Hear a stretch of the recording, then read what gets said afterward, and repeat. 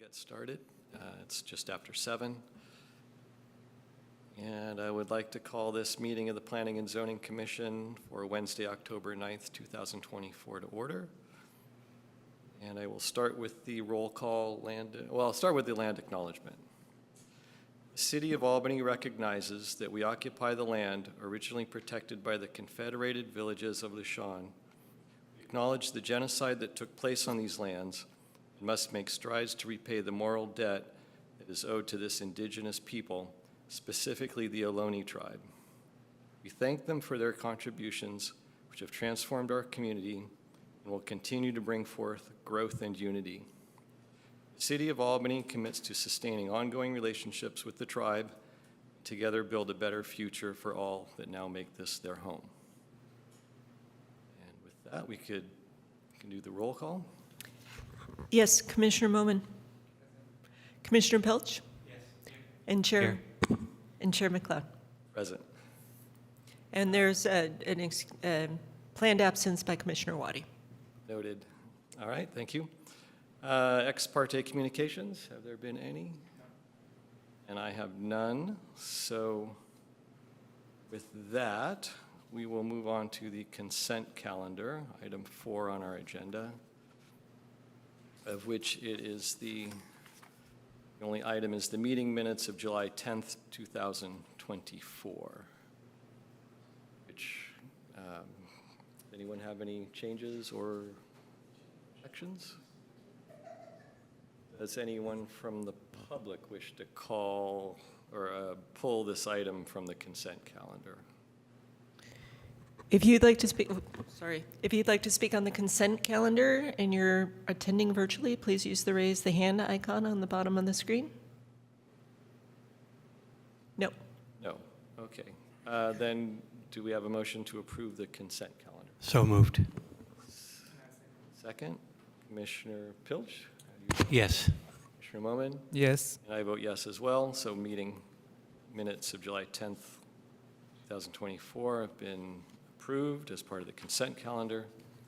Item 5, announcements, communications, discussion. Is there anything from staff for this, or? Just a few updates. It's your sister commission, but we finally have reseated the renter commissioner for the HAC. So our inaugural meeting will be in 2 weeks, so you're more than welcome to come, and I'm very excited that that's hopefully finally getting off the ground.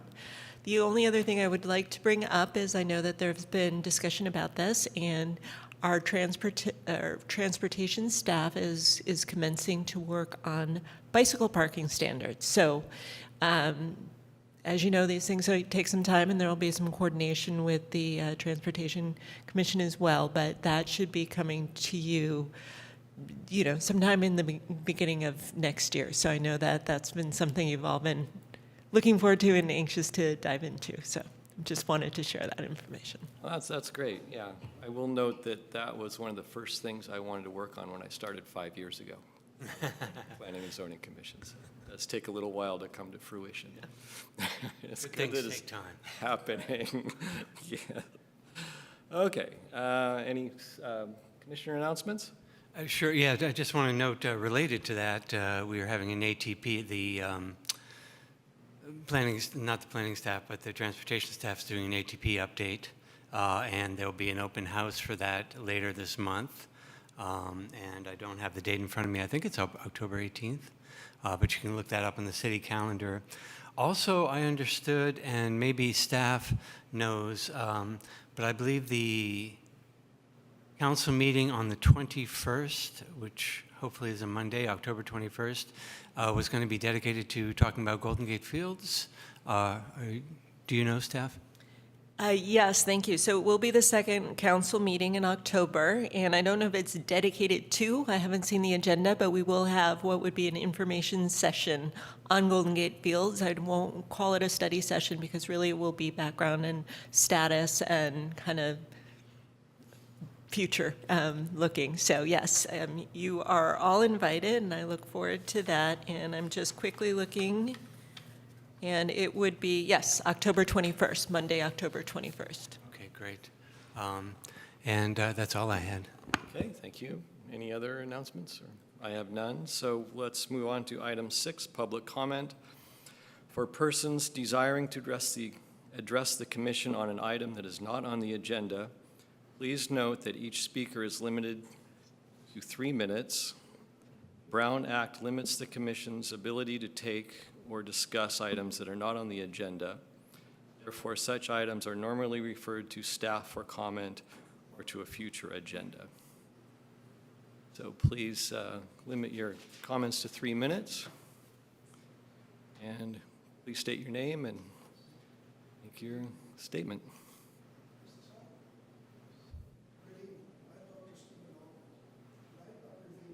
Here. Excuse me, could you wait a second? We can't hear you. I don't, maybe the microphone's not working, or?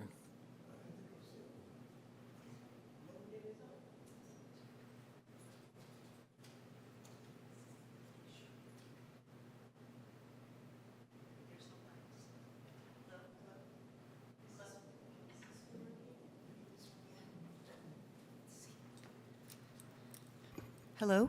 Yeah.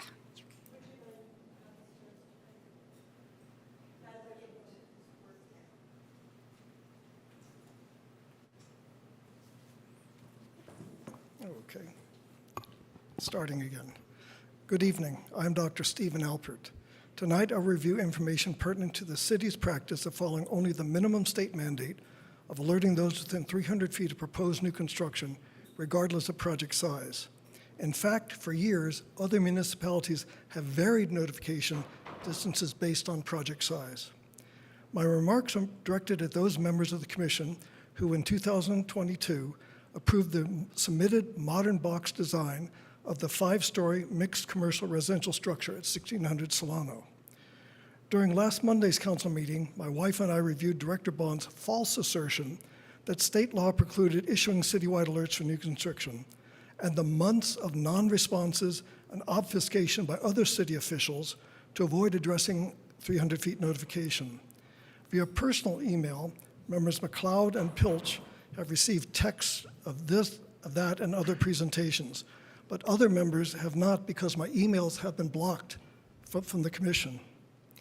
Briefly, Councilman Jordan and the city attorney have cited 2 laws which they contend might be construed to preclude implementing different notification distances based on project size. Years of real-world experience indicate that these assertions are not supported by case law. In response to emails inquiring about the City of Beverly Hills' use of 500 and 1,000 feet notification since 2014, and whether this practice had ever resulted in legal challenges, Community Development Director Michael Forbes replied, quote, "It is not uncommon for cities to have different noticing distances depending on the type or size of project and depending on the decision-making authority. And, quote, I spoke with a few of my colleagues, and to our knowledge, our requirements have not been challenged." Verbatim copies of these emails were provided to Albany officials, including members Pilch and McLeod, and I have hard copies here to distribute to others. The responses provided by Beverly Hills Director Forbes refute assertions by the city that state laws preclude different notifications based on project size. I also spoke with Beverly Hills Urban Design Manager Mark Odell about the impact of density bonus law on their local building codes. While density bonus allows for higher building codes, higher building heights, reduced setbacks, and less parking, Mr. Odell assured me that the stringent building requirements in subsection B2 of their commercial transition are still enforced. Quote, "The facade and structure facing residential uses shall be harmonious with the adjacent residential character in architectural style, color, and material." Density bonus was cited as the reason the 5-story structure at 1600 had to be approved as submitted. At the very least, the commission should have insisted that the building have craftsman-style architecture Thank you. to be Your harmonious time's with up. its surroundings. I'm sorry, your time. Albany deserves better. Your time is over. Thank you very much for your comments. Yes. If I may distribute to those who are not allowed to get these comments. Yes, that's fine. Thank you. Yes. Yes. All right, thank you very much. Okay, moving on to, There's more public comment. oh, more public comment? Yes. Oh, okay, sorry, online? Yes, so.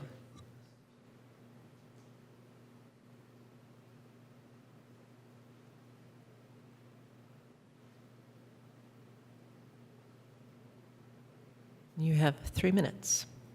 Good evening. This is Lucinda Young. I'm an Albany resident, and I have what may be a question and a concern, and I understand that you cannot always respond to these questions, but I wanted to raise it anyway. In December 2022, the City Council passed ordinance that requires that prohibits gas in all new construction and major remodels. And the major remodels were defined as the same requirements that apply to sprinkler installation.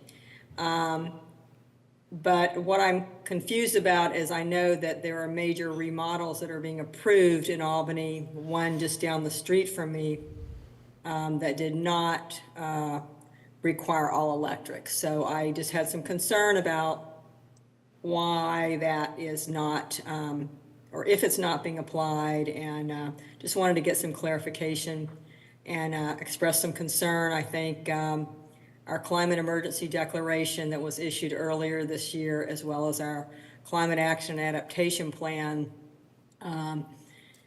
both of those, electrification of our buildings is really central.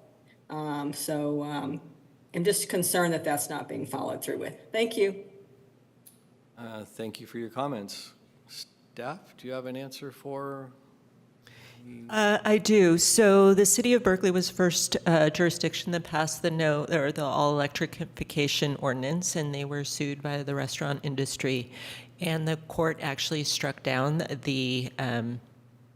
their ordinance and any associated ordinances. So, based on advice of our legal advice, ours is not valid either until changes are made. So at this point, we are not implementing it because we don't feel, unfortunately, that it is legal to do so. Okay, thank you. Okay, any other public comments online, or we're done? If anyone else wishes to speak on something not on the agenda, please use the raise the hand icon. Nope, that is all. Okay, thank you. Moving on to item 7. We will move. Mouse is not.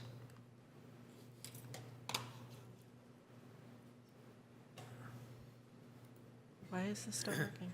Battery out? Or?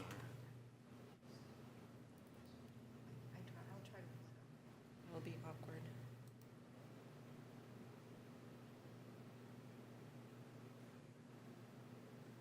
I do apologize. Hold on. This is really bizarre. Could I have you?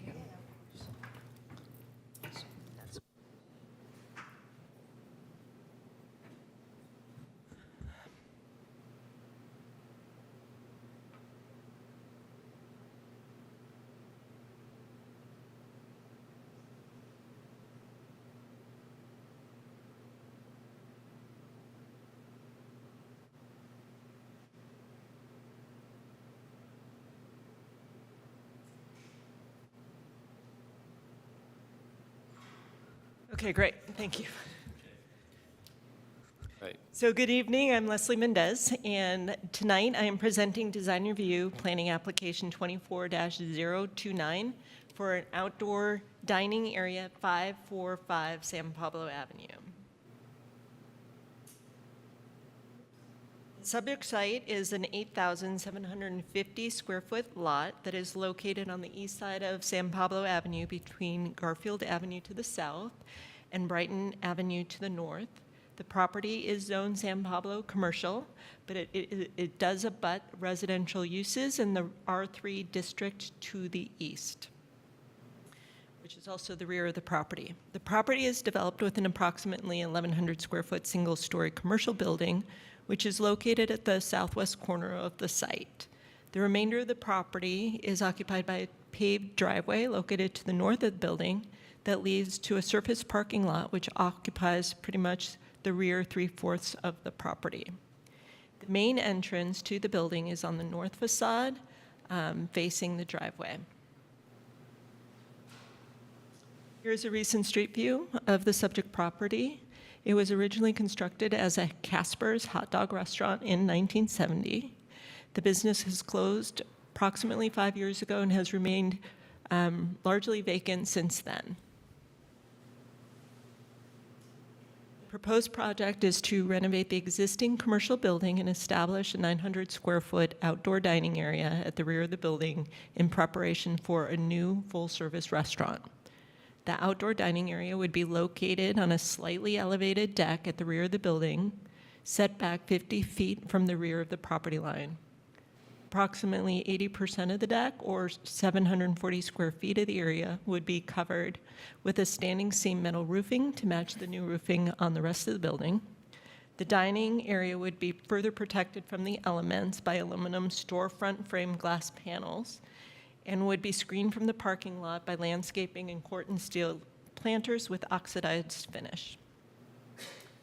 Other project improvements include accessibility upgrades, construction of a 3-bin trash enclosure at the northeast corner of the property, and replacement of the existing parking lot light and additional planters with landscaping along the rear property line and the northern frontage of the site, as well as replanting in front of the building along San Pablo Avenue. The project is before the Commission for design review approval for the outdoor dining area, which is considered an alteration greater than 400 square feet. No use permit is required for this project as the dining area is 50 feet from residential uses or zones. Follow are some renderings of the project. This is the proposed West or San Pablo Avenue facade. Signage would be in the future applied for and most likely inserted in the middle white area of the building. This is the northern facade with the main entrance. You can also see the attached dining area as well as the planters that surround the dining area as well as along the rear property line. And then the rear facade with the dining area. You can also see the glass enclosures to help with wind and chill. And finally, this is a detail of the dining area.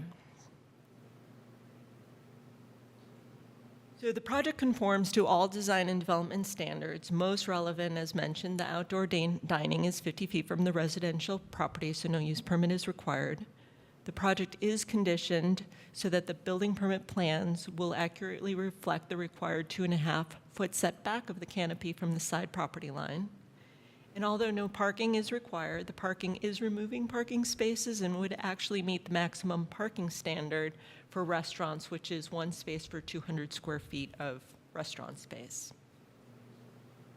And switching to specific plan standards, although this is not new construction, the property went through a few designs before it came to you tonight and was redesigned to retain the storefront transparency, which is important since those are pretty large San Pablo-facing windows. In addition, as mentioned, a little bit of an additional landscaping will be placed along the San Pablo frontage, as well as new plantings, or I should say replacement plantings, so it actually exceeds the minimum 5% required per the specific plan. And finally, cognizant that there are residential uses, staff did add additional lighting conditions, which could be found in condition number 46. And it's, even though lighting is regulated through our ordinance through performance standards, I added a little extra to ensure that the lighting be recessed and or constructed with full downward shielding to prevent direct sight lines to the light source and to reduce light and glare impacts to adjoining properties.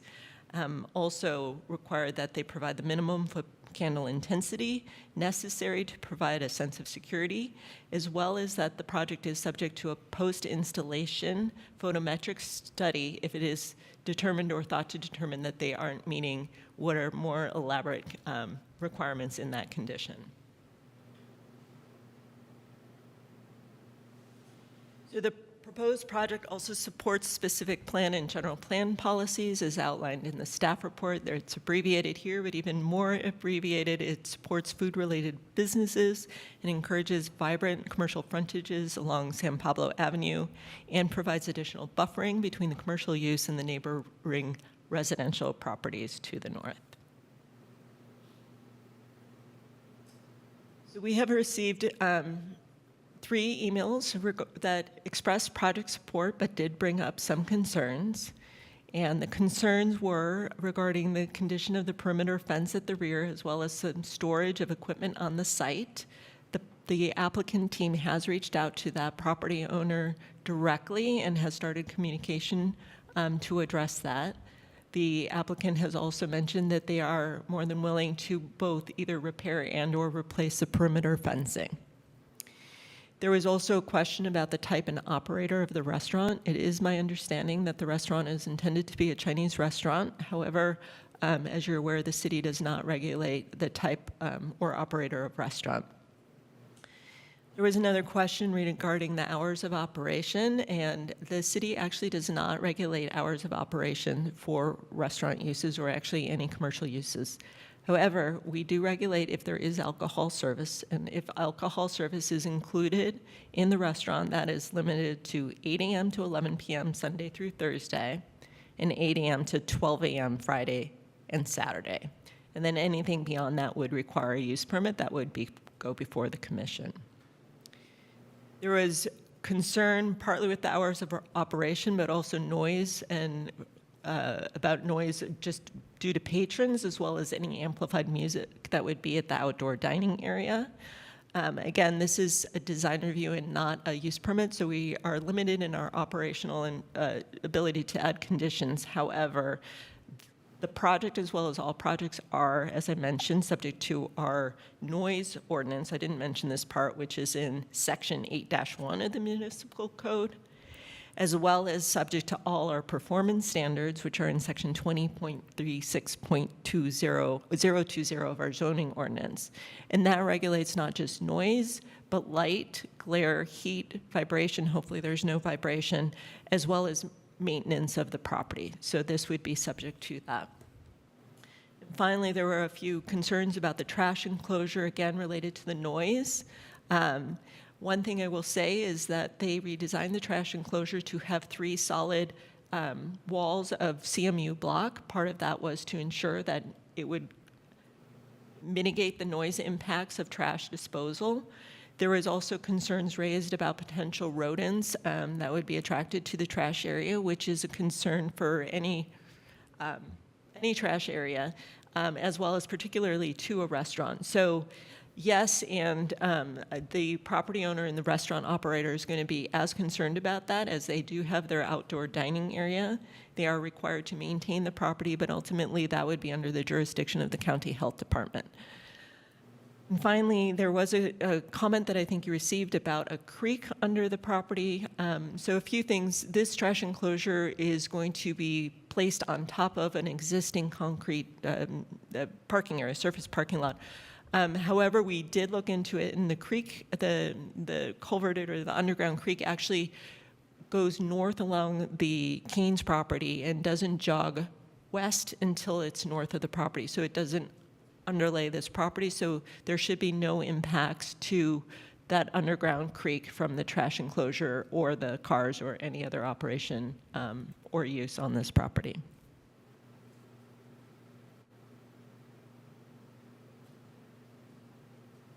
So staff does recommend that the Planning and Zoning Commission approve the proposed project subject to the attached findings and conditions of approval with one suggested edit, which is to revise condition number 13, which has to do with landscaping, just to specify within that condition that no artificial turf or plantings are permitted. And that concludes staff presentation. I am here to answer any questions that I know the applicants are available as well virtually or online to answer some questions. Okay, thank you for the presentation. Maybe we should start with questions for staff. Do you have questions for staff? Is the applicant available, or no, not today? They are? Sorry, they are available online, so they're here. So I can, Why don't we start with questions for staff, and then we can go to questions for the applicant? That's Sure. okay? great. That's fine. None for me for now. Okay, any questions for you? I have some questions, yes. Let's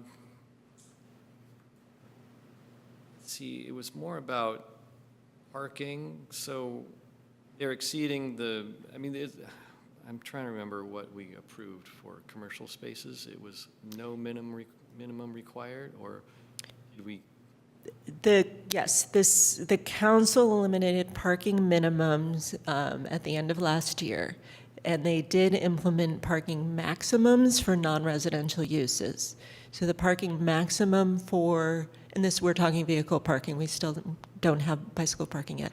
The maximum parking requirement, and this tends to apply to new construction, though, not to conversion of use, but the new construction restaurant parking is 1 space for 200 square feet.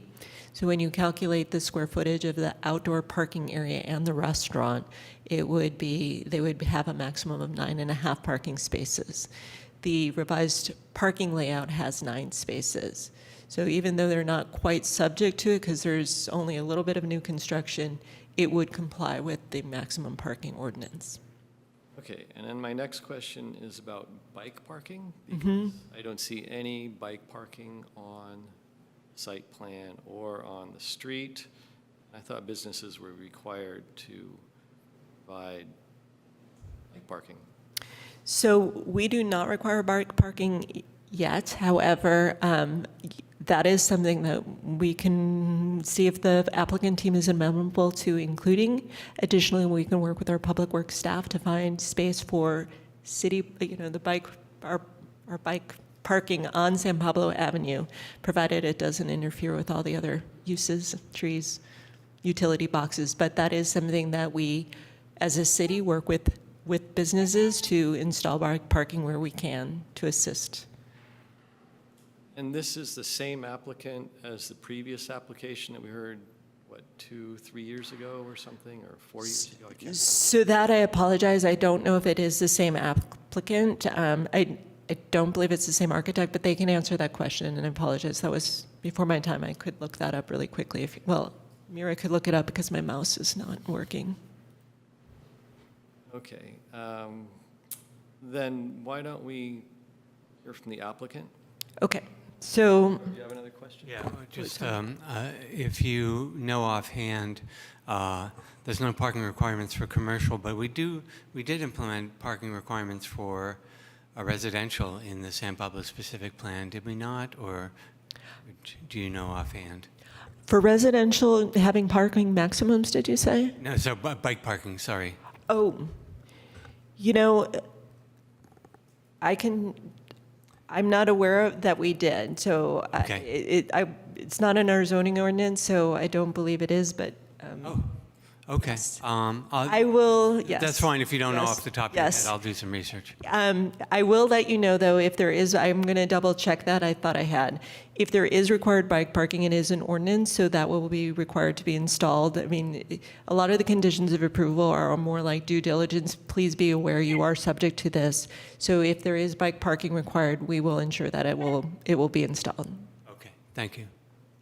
I don't know why, but I have a feeling there's some requirement, but I didn't look at the ordinance Yeah. this evening today before I came. So, I think it'd be good to double check that. Is the applicant available?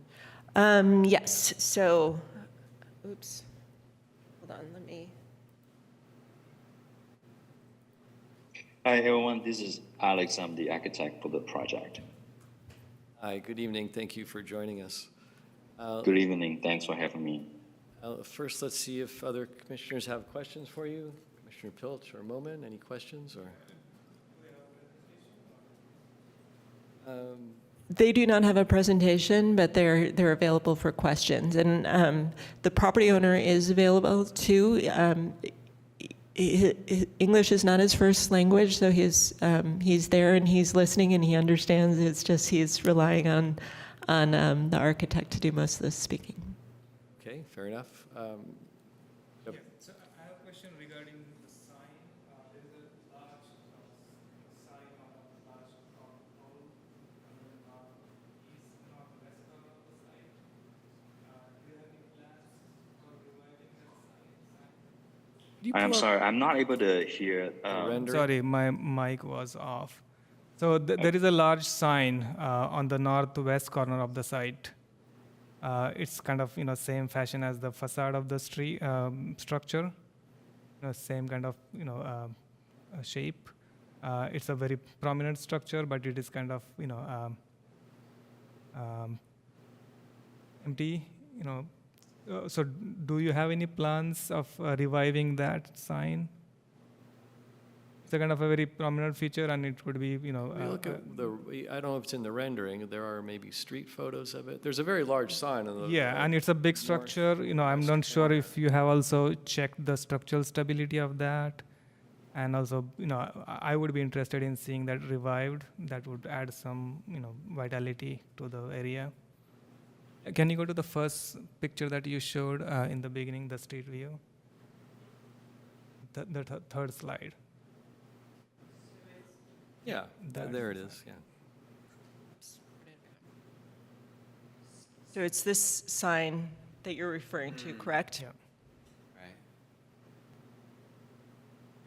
Well, we have no discussion of this for the plan for this structure. But thanks for bringing it up. I have not discussed this with my client and his plan for it.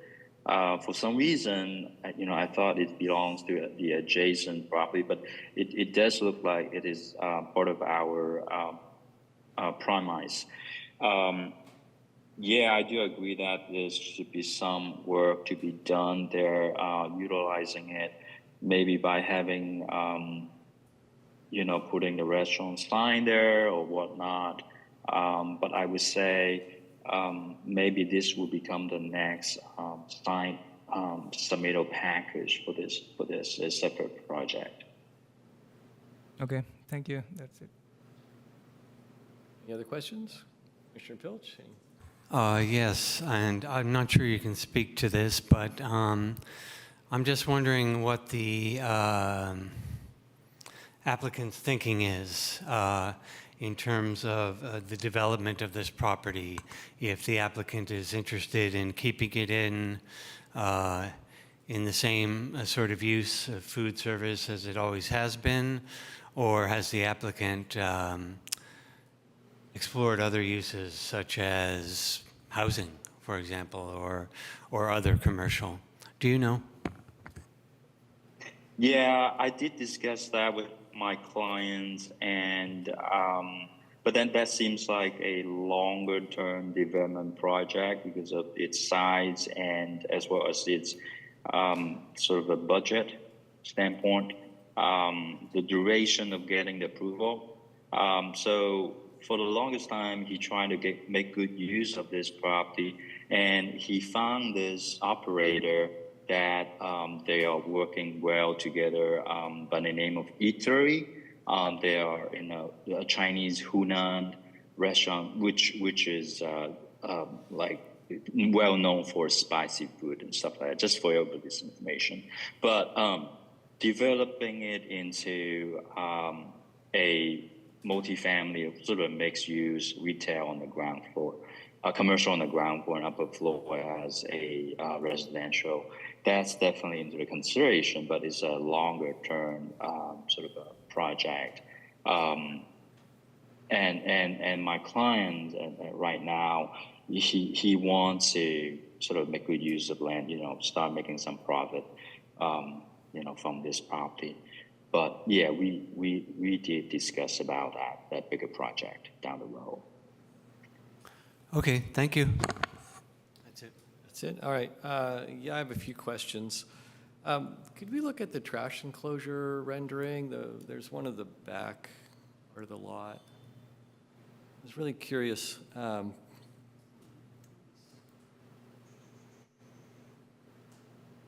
slowly. There's one that shows you can barely see it on one of them, but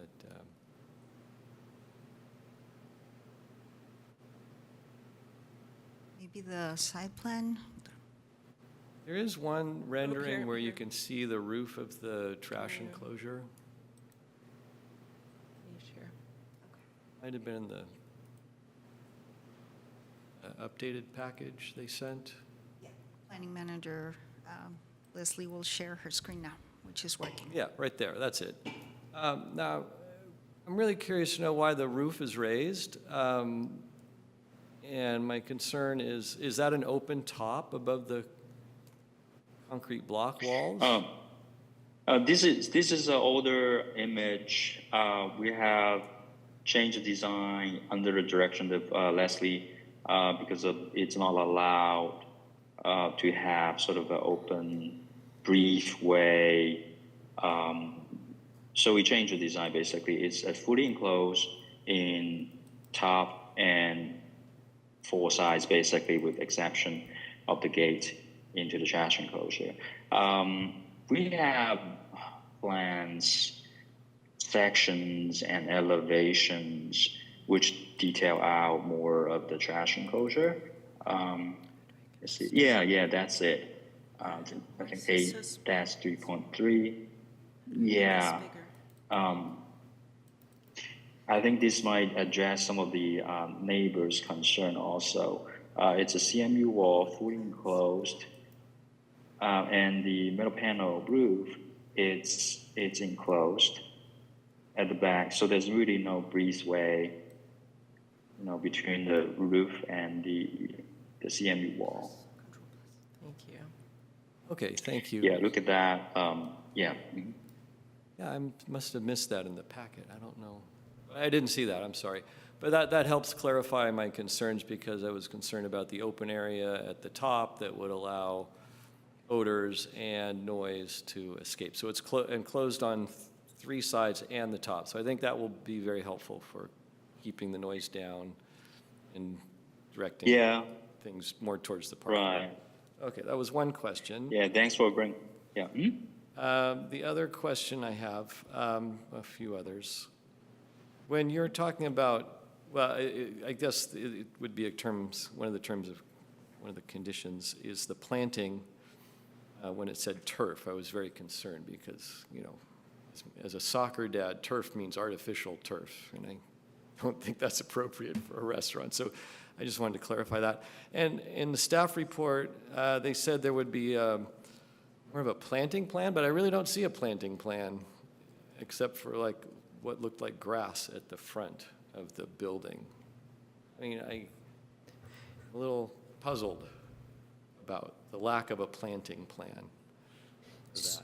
So there is no landscaping plan included in the plan set, and currently, as you know, the majority of the site is paved. So with the planting that is included are the planters, which are included on the plan set, as well as the revised landscaping strip that is in front of the building. If you would like information to be submitted as part of the building permit plan set to include the landscaping plan, we can definitely add that as a condition of approval.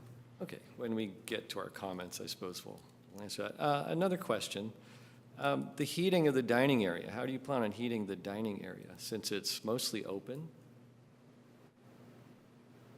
Yeah, we'll be utilizing a heat pump system. The outdoor condenser is going to be on the rooftop, which is fully screened. The rooftop of the existing structure, which is fully screened with parapet wall, and then we will have the indoor units, which work like a fan cores. So they're fully electric. Oh, wow, that's great. missing gas and So stuff. in effect, you are using a heat pump with cassettes in the ceiling, is that it? It's either cassette. For aesthetic, we probably want to do a wall mount instead of a like on the ceiling, and because of the limited height on the outer patio ceiling as well. So it's going to be it's going to be mounted on poles or on the structural beam. But it is electric with sort of a mini split system then.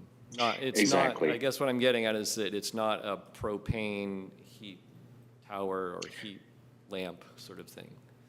No, it's not that sort of things because I mean they're not efficient, and also they don't distribute the heat evenly around the room, and they're not comfortable when you're sitting directly next to it. Okay, well, no, I think that's a terrific idea. I'm really pleased to hear that because, I mean, Okay, thank you. one of our next items tonight is all about heat pumps. So we're kind of on a theme here. We're on a roll. Yeah. So, yeah, that's great. I really appreciate doing that because I also have concerns about the heat lamps producing air pollution and even, and it builds up even in a semi-enclosed structure like that. Yeah. And then I guess I do appreciate the sort of parklet-like structure for the dining area. And it's probably a relatively inexpensive way to get seating, and then if you have heating, that will help tremendously. And then, I mean, questions came up. Live music? Are you planning on any live music? Certain letters asked about that. And I don't know if staff knows that or if the applicant can answer. No, my client's not planning to do live music, and the operation hours is 10:30 to 9:30, and the facility is not served with alcohols. And I hope that addressed some of the neighbors' concern too. Yes, I think that's a big help. Yeah, thank you very much for that. Last question. There's no vehicle parking minimum, and you've gone way beyond that. Now, what about bike parking? I can't remember the last application. I don't know if you were probably not a part of that for this site, but I do remember we were requesting a bike corral, more bike parking to align the project with our climate action goals and our transportation goals, active transportation goals. So I was wondering, would you be willing to add more bike parking?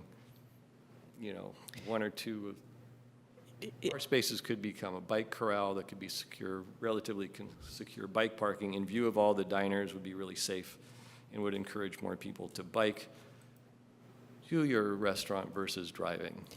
And if I can, before you answer, Alex, my wonderful colleague has found that the project would require 1.5 bike racks, and a bike rack is defined as kind of a bike parking for 2 spaces. So I think we would just round that up to 2 bike racks for this project would be required because we can't provide one. For Exactly. So your clarification would be to provide bicycle parking over and above space for 4. yes, the project is going way over and above on car parking, but I think it should be balanced by some bicycle parking. So if the applicants are willing to add more, I think that would be greatly encouraged for many, many reasons, many policy reasons.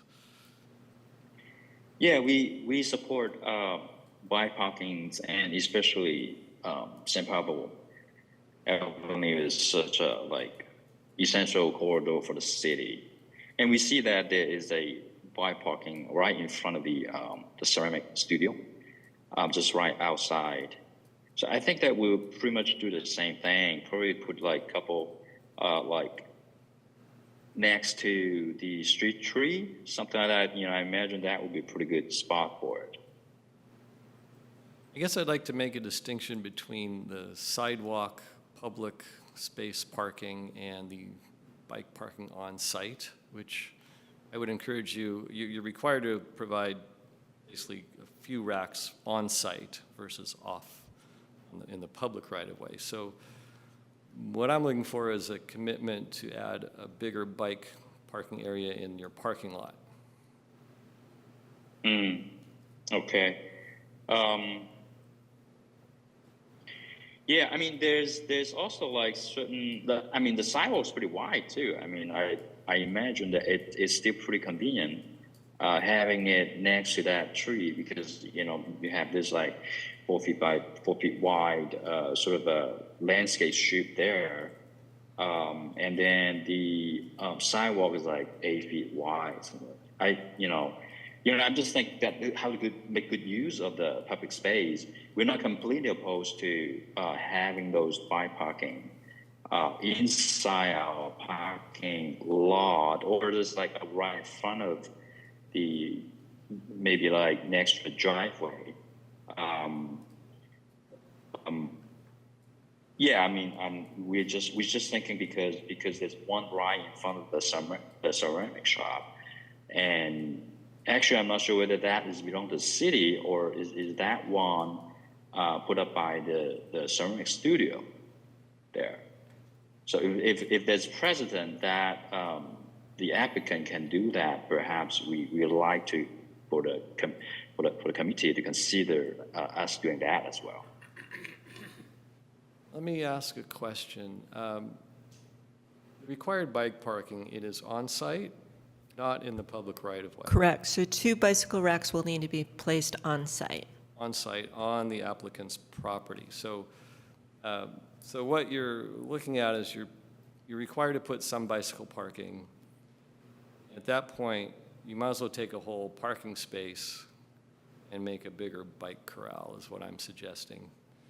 And, if you could commit to that, I think that would be terrific.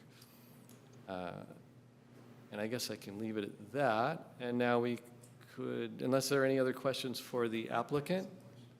May I also I looked up, and if there were live entertainment, which would include live music, that would require a use permit. So that would go before the commission. So, yes.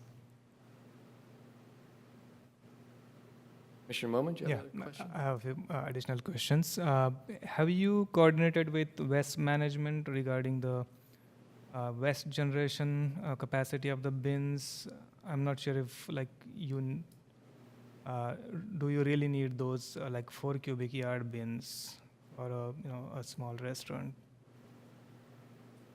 Yeah, we allow for much bigger than what we typically would require, but we want to rather plan for more and getting approval than to come back and ask for a larger trash enclosure. Yeah, and we did make research online that we actually have a little bit over, but yeah, that's Okay. when it comes to detail, we might shrink down a little bit of the structure size. Okay, yeah, because I'm not sure if you also coordinated, access, picking up, truck coming in, or you would be dragging the bins out on the street and stuff like that. Yeah, we will most likely drag out the beams to the street when it comes to pick up, and probably we're looking at twice a week. And also just address some of the concern from the neighbor at the back. There's a drain that's tied to the sanitary drain inside the trash enclosure, so there'd be regular to reduce the smell and to prevent any rats and rodents and all that kind of stuff from building up. Okay, and then my next question is about the parking lot. You are just showing existing parking lot. Are you intending to do any improvements for the surface, like resurfacing or restriping? Yeah, we will do restriping, but we try what we can to keep the existing asphalt. There might be some, repair locally, but we're not planning to replace the whole entire parking Because lot. Currently it's full of weed and shrubs and stuff like that. Yeah, we agree that a certain level of repair needs to be done. Okay, and then you are going to replace one light pole. have you done photometric studies to see if that is enough? And do you really prefer a tall pole light, or can smaller like bollard lights would be a better option so that it doesn't create light pollution? Yeah, we have yet done a photometric study for the parking lot. When we propose a light fixture, more of it's a type. If we need extra, we will provide extra as needed to meet the minimum requirement for the photometric study. Okay, and it is also part of the conditions of approval, right? So you would be doing post-installation. The conditions is it can be required. It's not an automatic requirement. So it would be more like, whoa, these are bright lights. We can see the light. We would be requiring the photometric study. I see. Yeah. Okay. Thank you. That's all. Thank you. Any other questions for the applicant? I just have one more question for staff about the creek, the culvert. It's completely underground, right? Or, It is, yes. okay, so there's really zero impact on that, I think. Correct. And it runs on 535 San Pablo. Cuts through on 535 San Pablo. Okay. Yeah, I don't think there's really an issue there. It's not impacted. Why don't we, well, thank you to the applicant for answering our questions, and we're going to move on to public comment. So there's no one here in the room except staff and us commissioners, so we'll move to online comments. Yes. If there's anyone who wishes to speak, please raise your hand. Yes. You have 3 minutes. Good evening. I just have a few comments. This is Lucinda Young. I'm an Albany resident. I first want to really thank the owner for the plan to use all-electric heat pump heating. Very happy to hear that. That supports our city's climate goals. I would like to see bike parking in addition to the bare minimum that is required by the ordinance. Given how much car parking is being provided, I think it is only fair that we have more bike parking, which I believe several of the committee members have mentioned. I also, just looking at the renderings for, I understand there's no plan for landscaping, which does concern me, and it does look like the renderings are a plan for grass, which is not really consistent with the city's sustainability goals. Grass uses a lot of water. Also, I do not know if our city has any requirement for a certain percentage of native plants in landscaping. I know many cities do have a certain percentage that's required. Even if there is no requirement, I would hope that the owner would take into account the benefits to our community of putting in at least some native plants and also drought-resistant plants. Thank you. Thank you for your comments.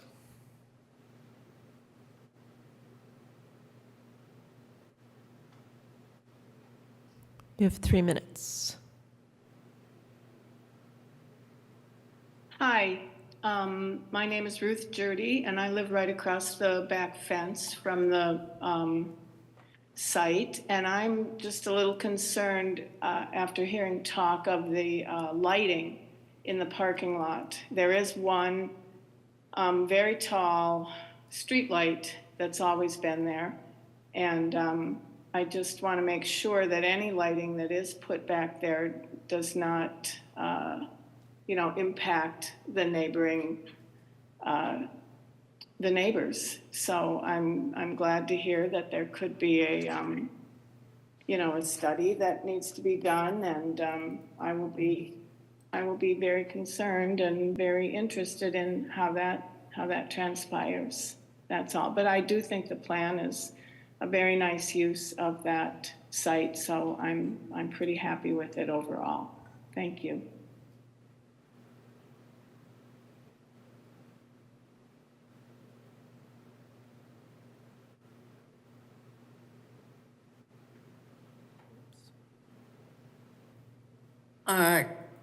I'm Francine Ron. I live at 530 Keynes Avenue, and I'd like to say an upscale Chinese restaurant around the corner from me is the best news I've had since I bought my house in 1999. It's just the type of food I like. In fact, I even went to Chengdu to have that type of food. And I want to thank the responsiveness of Mr. Chen. I had issues with my fence, and he contacted on my behalf Mr. Shaw, the owner, and Mr. Shaw's coming over at 10 a.m. on Saturday to look at the problem. And I'm not an expert on plans, but I think the plans are really amazing. And I want to thank the architect again.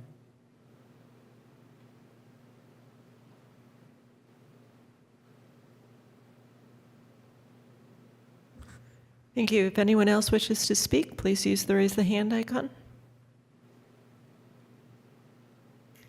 And that is it. All right, we will close public comment and move to commissioner discussion of the item. Any comments? Who would like to start? Commissioner Pilch? Sure, yeah, I can start. I only have the one comment, which is about the bike parking.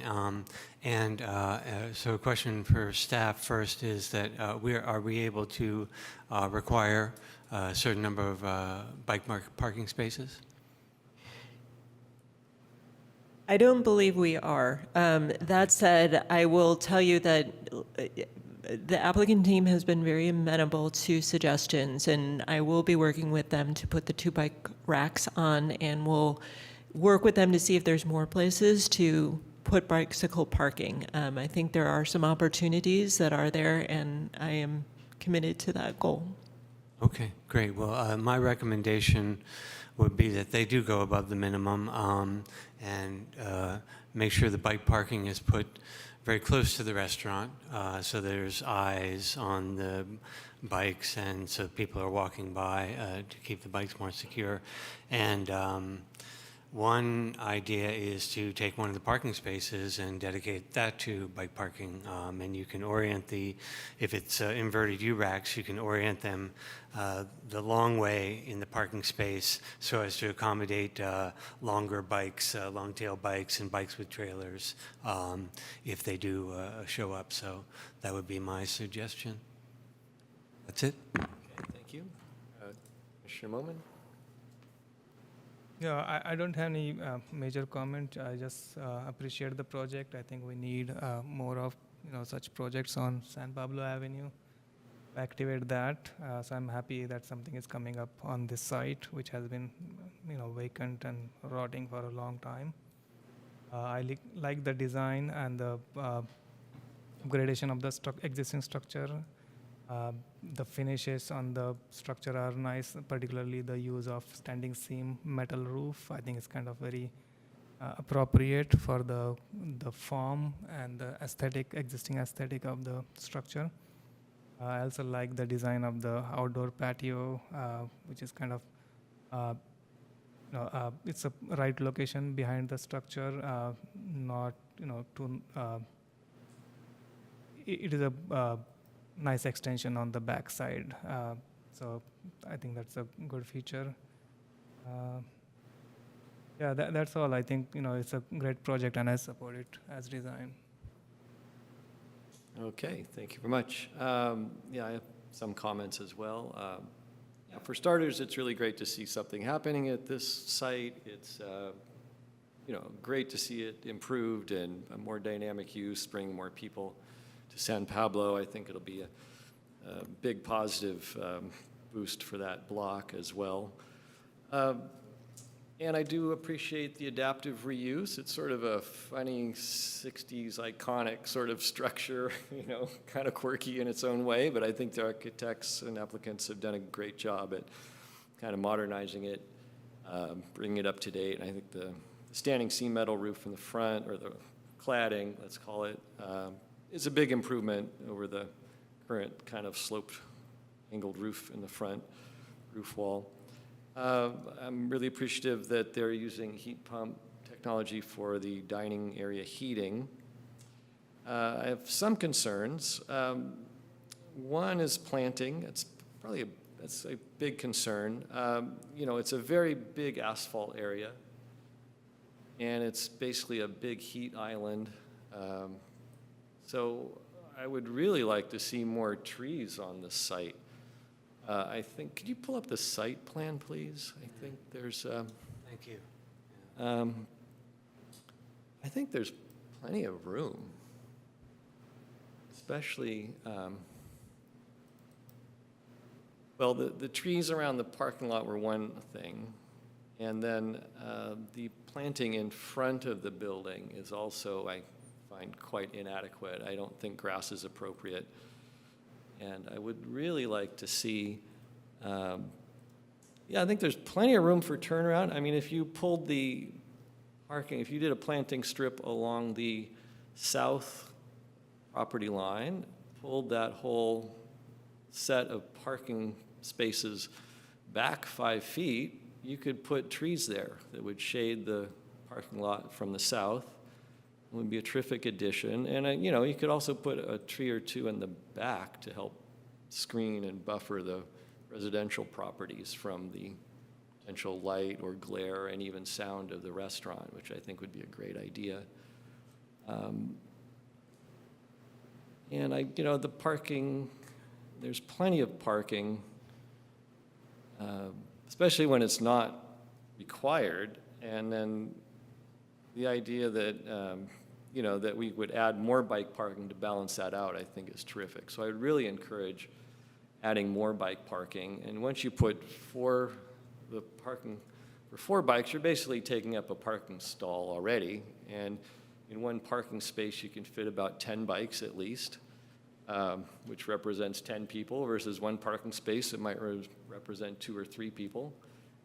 So, you know, you do the math about how you get people to your business, and bikes make a huge amount of sense, as well as supporting our climate action goals and other city transportation goals. So I would really encourage, and I appreciate planning manager Mendez's commitment to working with the applicants on that. So I would strongly encourage the applicants to provide more bike parking. Back to planting, if we go to the front of the property, and if we could see it, can you pull up the rendering that shows the front facade? I have a big concern about the white wall that is to the right of the main part of the building.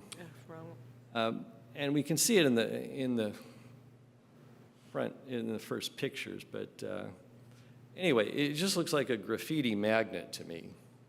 And so I would really encourage planting something taller, some shrubs or bushes that would grow up to be 5 or 6 feet, that would, you know, make that not attractive as a graffiti target, and also add a little more greenery to the street, whereas the white kind of blank CMU wall is really doing nothing for the street.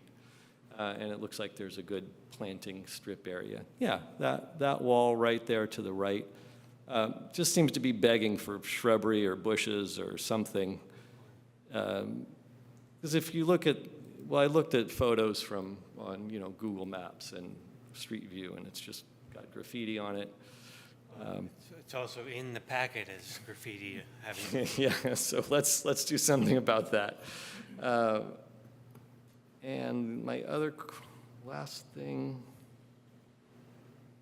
yeah, I appreciate the answers about the operating hours, no alcohol. I think that will minimize impacts on the neighbors as well. And to the question about lighting, the large pole is coming down, and then any new lighting will have to be no glare, not visible, really bare light to the residents. And I think planting in the back would help that with trees, so I'd also encourage that. And then the last item was the fence, and I would strongly encourage the applicants to rebuild the fence. So with that, I'm happy to make a motion, but let me ask staff, how much of the planting plan can we make as a condition of approval? Or is that something we just should? My thought would be that we can recommend planting types. We don't have an ordinance of that, but however, since this is a design review application, I do think that requiring certain planting kind of dimensions, as you mentioned in front of the blank white wall, the brick wall, is something that is part of the design review application part. Okay, well, I would like to include, better planting in the front as a condition of approval, shrubbery, bushes in front of the white wall, and some other perhaps native plants along the bottom edge of the existing building in front. And then I would really encourage more trees in the back. I don't know, is that something we can require also, or is that? I would make that an encourage. Pardon? I would make the trees at the rear Okay. an encourage, All right, and well. I will be doing that as well. As we know from last weekend, it would have been nice to have a lot more shade. Would it be nice to have what? I'm sorry. More shade last weekend. Yeah, well, exactly. We have a climate crisis. The big asphalt area is a heat island.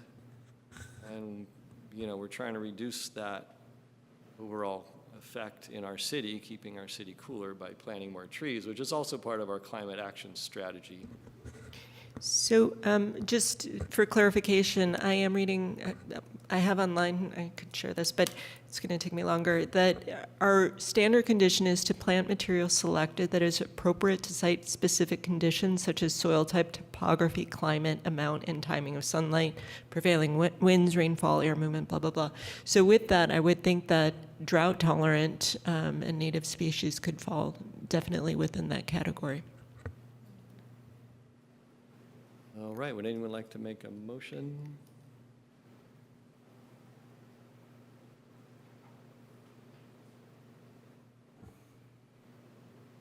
I'm having a little trouble with let's see.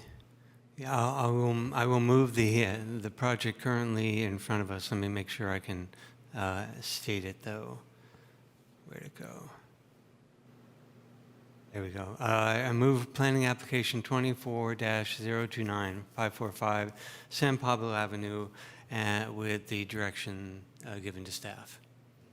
So to clarify, that direction is to, for clarity, include that 2 bike racks must be included in the plan set that goes to building, that a landscaping plan be provided in that plan set as well, that includes additional kind of shrubbery in front of the white wall, as well as drought-tolerant plants with some natives in there, and that none of it shall be artificial. That sounds good to me. Does that sound like it represents what the other commissioners Did I miss had anything? stated? I think so. I think we encouraged a lot of things. Right. Which Yeah.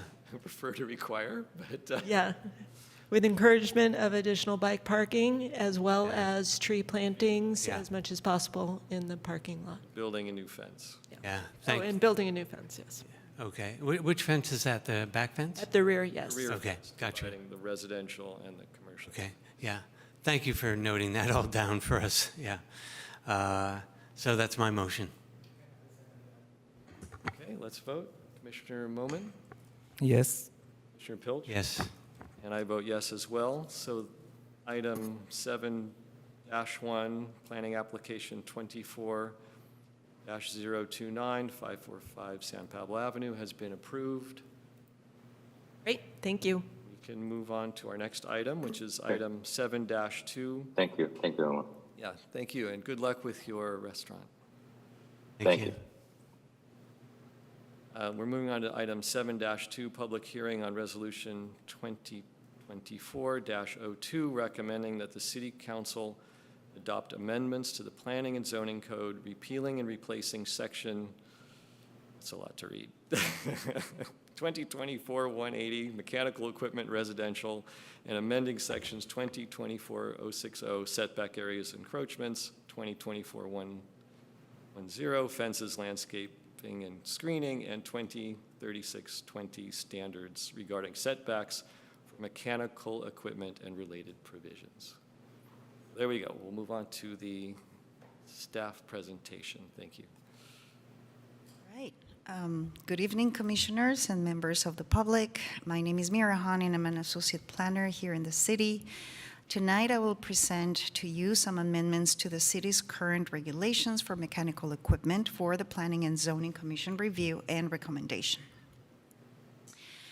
Before we dive into the proposed amendments, I'd like to provide some background on the project. As you can see on this slide and the pie chart, we are starting with some numbers.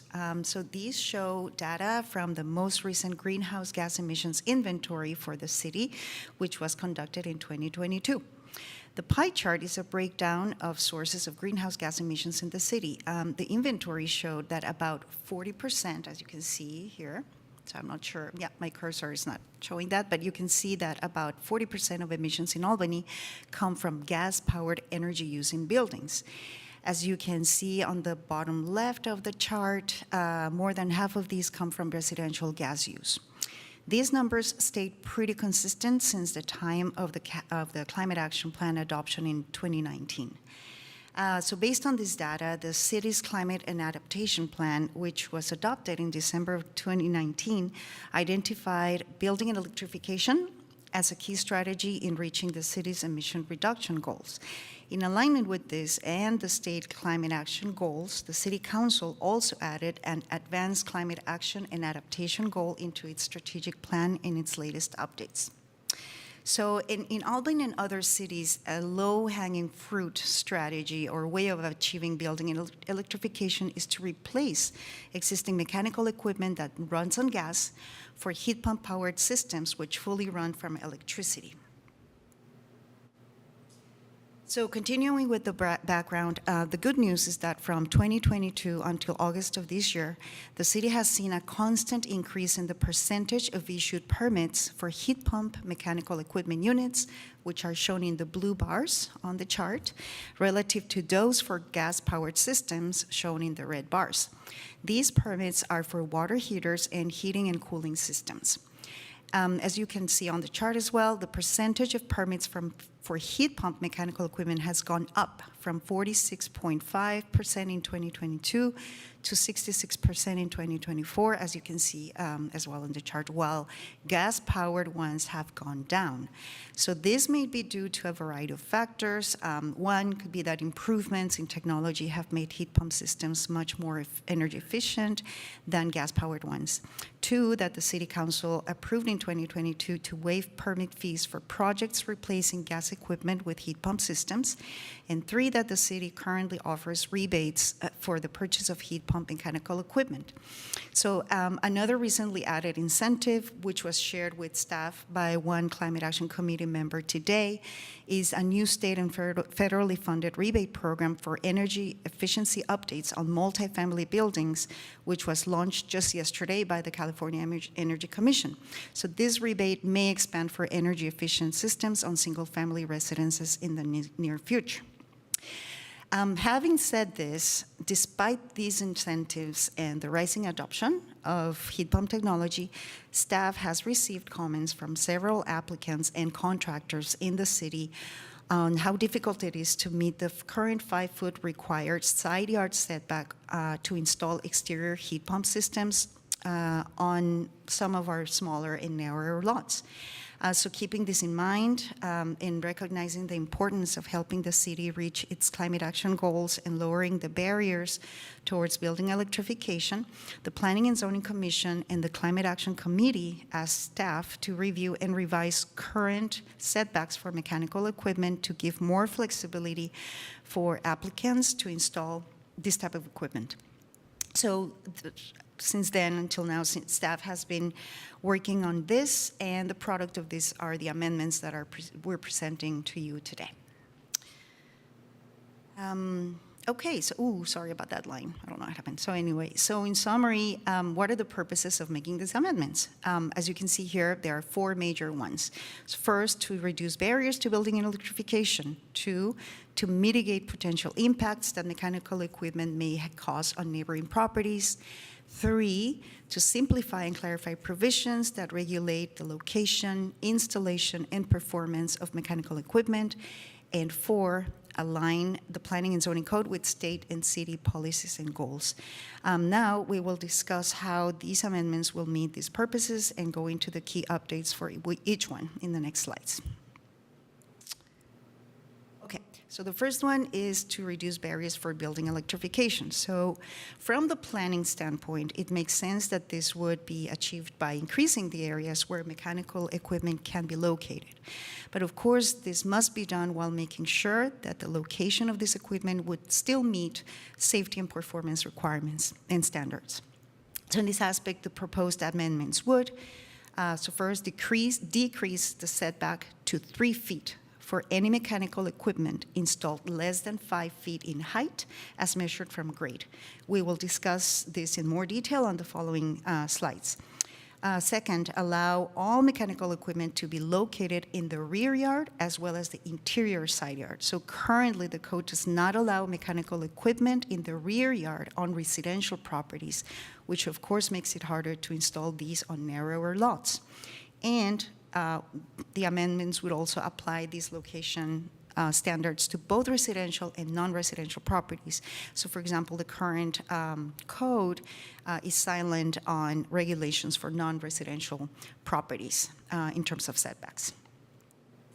Let's see if we have more. So in the next slides, we will see some graphic representations on these amendments. Okay, so as we can see here, so these are the current setback regulations. The current code requires a 5-foot minimum setback from the side yard for mechanical equipment installed on residentially zoned properties. So again, meeting this setback poses difficulties on narrow and smaller lots. Also, the code does not permit them in the front or rear yard area, which makes it even harder, right? On a separate section of the code, wall-mounted equipment for all types of land uses is allowed to encroach into the rear yard by a maximum of 3 feet, which you can see there in the blue area, but not allowed to encroach into any other required yard. So this, you can see here as well that there's, you can, like probably from what I said, you can notice that there are different regulations for residential only and for wall-mounted, which may cause confusion for applicants and staff. So these amendments would also clarify and simplify these requirements, as we will discuss later in the presentation. And finally, the equipment may also be installed on the roof, which is shown in yellow here. So those are the current regulations. Now, the proposed setback regulations, this graphic shows where the mechanical equipment would be allowed after these amendments. So the amendments propose to, 1, decrease the setback from 5 feet to 3 feet for any mechanical equipment that is less than 5 feet high as measured from grade. Okay, so 3 feet for those. This is shown on the hatched area. So that's pretty much like the area where that type of equipment could be installed. Whether installed on residential or non-residential uses, and regardless if they are ground or wall-mounted or freestanding. These amendments would also allow equipment to be located in the rear yard as well as interior side yard, providing greater flexibility while leaving the required 3-foot clear path for emergency responders. For equipment installed higher than 5 feet from grade, so these would probably be facing like neighbors' windows, and right, there would be a larger 5-foot setback requirement. This is shown on the green shaded area. This would be to mitigate potential nuisance that these higher installed units may have on neighboring properties, as we will show in the next slide. As an added note, these regulations, the proposed ones, are similar to those of other Bay Area cities like El Cerrito, Berkeley, Hayward, and Menlo Park. All right, so the second purpose of these amendments is nuisance mitigation. So because of the nature and operation of some mechanical units, of course, there would be potential impacts, right, for neighboring properties. So staff, by the way, has also received some complaints from property owners, not only about the noise levels, but also about the air blown, right? The air blowing directly onto the properties from their neighbors' mechanical equipment.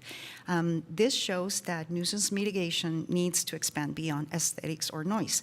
With this in mind, staff is proposing the following updates. So first, where did it go? Sorry, I just need to go back. Okay, there we go. So first, add language in the mechanical equipment section that would make all types of equipment subject to the performance standards. So that's one. Second, another important amendment is to add blown air from mechanical equipment as a mitigatable impact. Third, expand the screening requirements to apply to all mechanical equipment regardless of unit type or location. The current code requires screening only for noise generating and rooftop mounted mechanical equipment. So these amendments would also allow staff to request additional screening and or acoustical testing for potential noncompliance with the performance standards. And as mentioned previously, the amendments would retain the 5-foot setback requirement for mechanical equipment that is installed higher than 5 feet as measured from grade to mitigate potential nuisances into adjacent properties. Okay, next, okay. So yeah, this would be the third purpose of amending these regulations. So as we touched upon previously, current regulations for mechanical equipment are located in disparate sections of the code and vary depending on whether wall-mounted, roof-mounted, freestanding, residential, non-residential, etc., and are silent on many other aspects of installation and performance. So the proposed amendments would simplify, clarify, and consolidate these regulations to make them easier to understand and implement. In this way, the amendments would, one, place setback and location requirements for all mechanical equipment in one single section and make these requirements applicable to all mechanical equipment types and property uses, right, like types of uses. Also, the amendments would move duplicative standards from the mechanical equipment section to the performance standards section and move screening requirements for mechanical equipment from the performance standards section to the screening section. So basically, we're cleaning up to make sure that we have clearer and cleaner standards that are easier to find and apply. Okay, so let's see.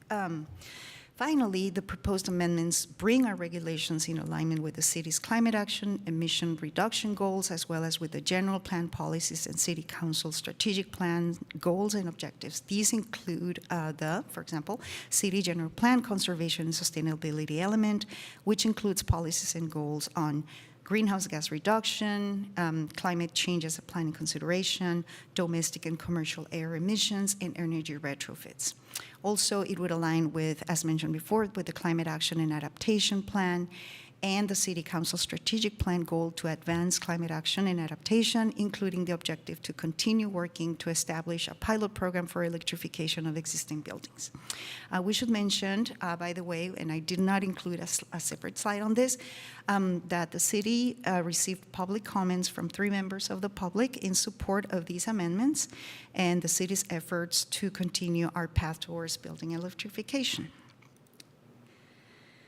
So on recommendations and next steps, staff recommends that the Planning and Zoning Commission approve Resolution 2024-02, recommending that the City Council adopt amendments to the Planning and Zoning Code related to mechanical equipment units.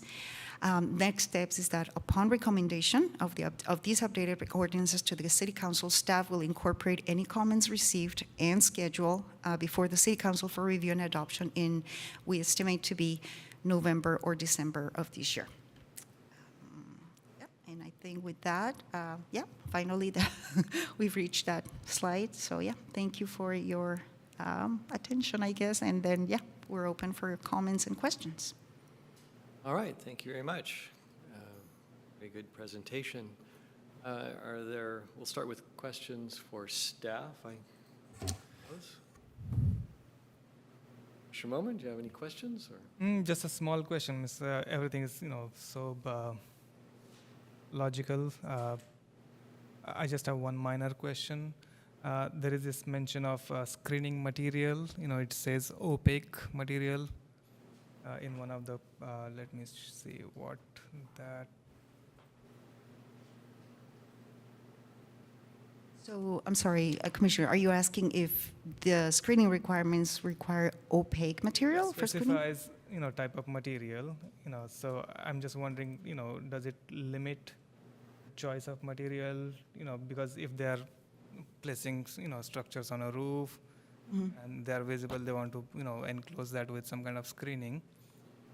If they have to be opaque material, then it limits their choice of material. There might be, some interesting perforated metal panels or stuff like that. You get, a lot of such interesting material in market.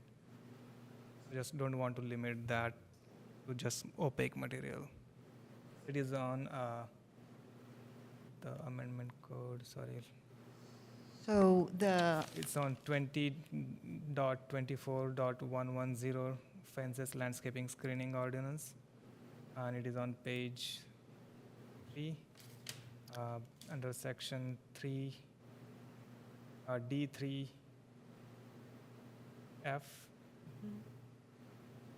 So basically, if I'm understanding your question correctly, so yes, the amended language would be to screen mechanical equipment and also rooftop, right? Like roof-mounted mechanical equipment with materials that must be made of opaque material and shall effectively screen mechanical equipment, but we're not saying it has to be a certain material, so as long as it's opaque. I'm not sure if it has to be opaque, because typically I have seen done, like, all these kind of mechanical rooftop equipments.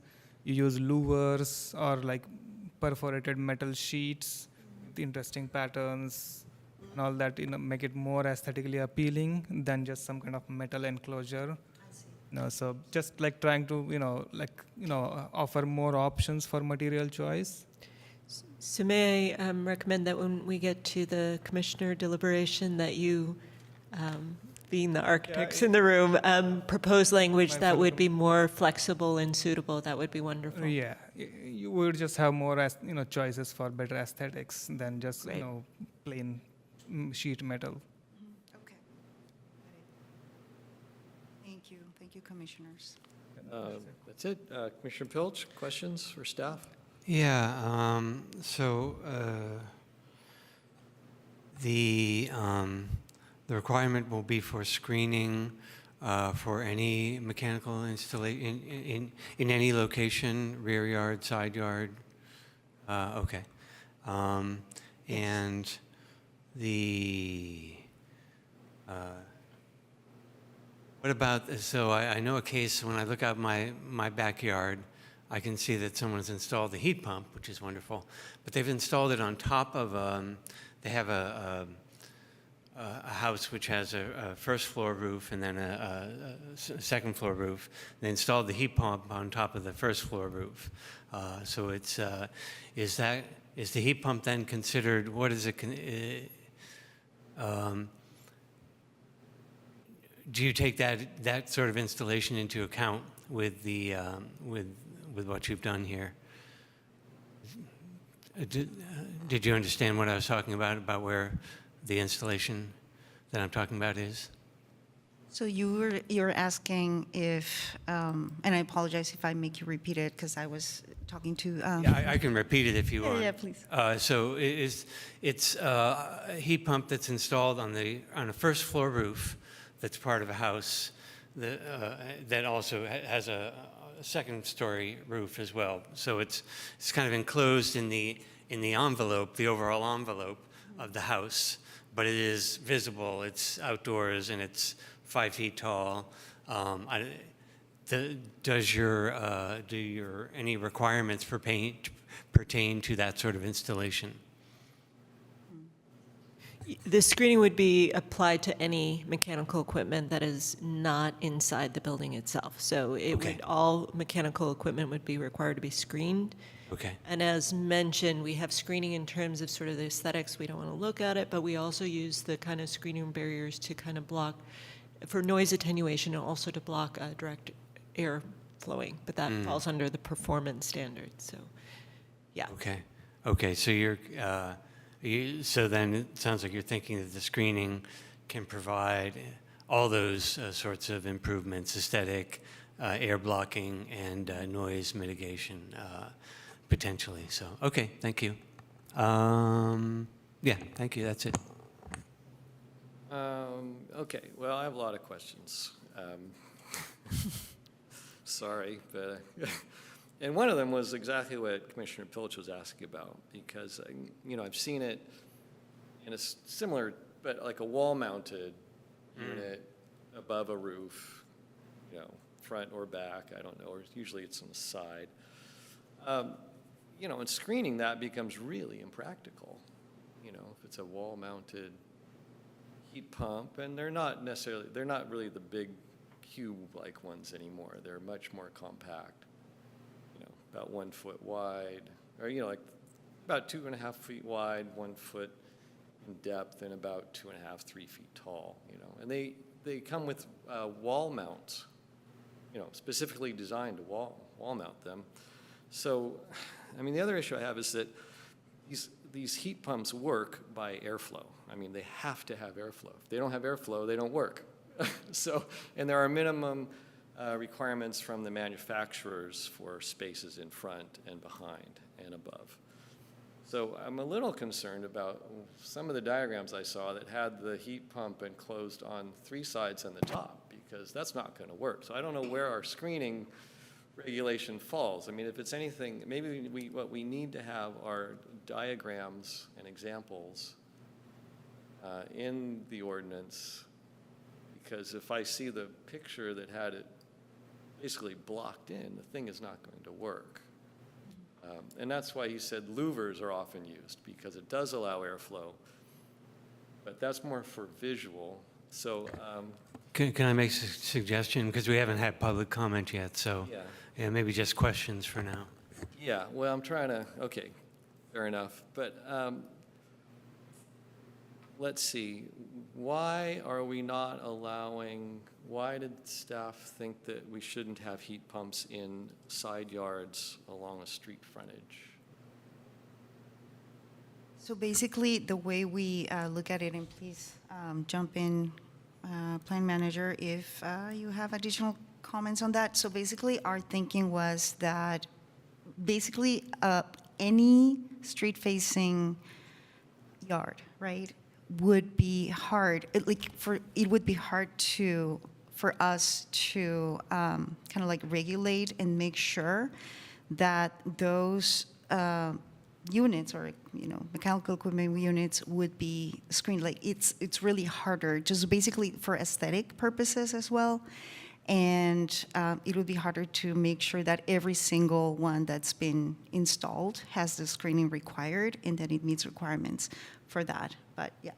And if I can expand a little further, height of fences in street side yards have a limit of 3 feet. So part of it is, and we actually received quite a few complaints about neighboring these units. So we're trying to balance that. And essentially, if I'm walking on a sidewalk, I don't want to have someone's air blowing directly on me. And since you can have equipment but not have the screening, that would cover it, is why we prohibited that we are proposing the prohibition in the street side yard. Also, I know you're going to get to screening later, but a lot of the screening doesn't work for wall mounted, so I want to hear your discussion during discussion point, was intended to be kind of a perimeter fence, not an enclosure around the unit, just to clarify that. Okay, next question. Front yards, same thinking? Yes. And if the front yard is very deep, let's say you have a setback, 20 feet, 15 feet, whatever, the house is actually 30 feet back, is it then prohibited, front yards? Okay. That wouldn't be considered the front yard. It would be the front yard area, which is the required setback on the lot. Setback area. Correct. Because the diagram said front yard, and the language, I think, said front yard. So I think we need to clarify that. Okay. 3 feet minimum setback. And I understand it's for emergency access. And it is a standard I see in other cities I work with. But 3 feet is often, even that would preclude heat pumps in many, many side yards in Albany. So what is the absolute minimum? And 3 feet, I'm sure, comes from how hard and fast is 3 feet? And how much could we go less than that? Well, I mean, the 3-foot clear path is a building requirement, building code requirement. So it doesn't come from planning and zoning code, but it's a building requirement. And we also checked with our fire department, and that 3-foot clear path would be required as well for them. Okay, fair enough. Let's see. Yeah, you've changed from dust to air contaminants. Then air contaminants isn't just defined anywhere. So how are we defining air contaminants?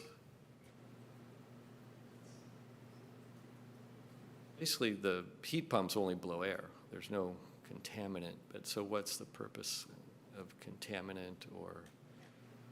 Let me put up the House appliances produce air contaminants. They are including all mechanical standards. Okay.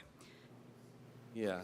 changes for all kind of. So the current regulations say no dust or particular matter or other, and we're adding blown air, as we said, and air contaminants. So Can I just interject here? Odor, particulate matter, and air contaminants were already in the ordinance, so we just didn't take that out. What we did was add blown air to the performance standard to include that that's a mitigatable impact as well. So we left, I see what you're saying. So if you're objecting to air contaminants, and where No, we not put it, it was But I want just, to know what it is. yeah, I don't know. It was in the ordinance, we didn't take it out. Okay. Okay. We just rearranged its location. Okay. And then there's a section that all properties must comply within 5 years. To these, it was, is this under the performance standards? let's see, it's one of the attachments to, it was, I don't know which one. Anyway, it says all properties, I think that's standard, but it means anybody who has a current roof installation would have to screen it within 5 years? Is that what you're saying? Not grandfathered in, so to speak? So I'm assuming you're under the screening and fence. It must be under screening, I think it was number 4. There were so many attachment twos, I got a little confused with AB maybe, or no, or. Okay, so conformity, the landscaping and screening requirements of this subsection shall be satisfied by all property owners as applicable within 5 years of the date of adoption of this chapter. So that means all these standards will, in effect, be applied to people who've already installed their equipment. Is that what I'm understanding? So again, that was language that was already in that section of the code, so we didn't change that. So the answer is yes, but that was already there. We just hadn't touched it. So that was adopted when that section on screening was originally adopted, with the thought that yes, you're non-conforming, but now you're going to have to come into compliance. Okay, so I mean, I think we should be aware of that. And now, again, screening. Could you bring it up? Do you have the document? Screening, yeah, I have it. Screening document? Sorry. I had another question. I should share. Hold on, give me 1 second. It was section B about what screening applies to.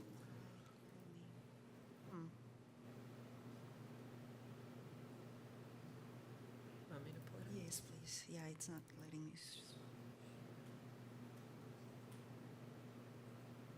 Oh, I got it.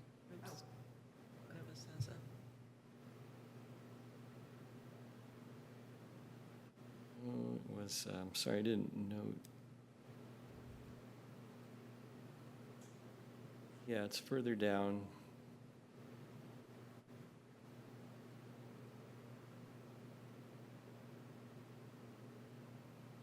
No, I'm sorry, it's probably at the top of, let's see. Do you have any words that I can look up? Is it attachment 1, page 1, AA? Let me see. I have line 4 written here for, I'm sorry, line B.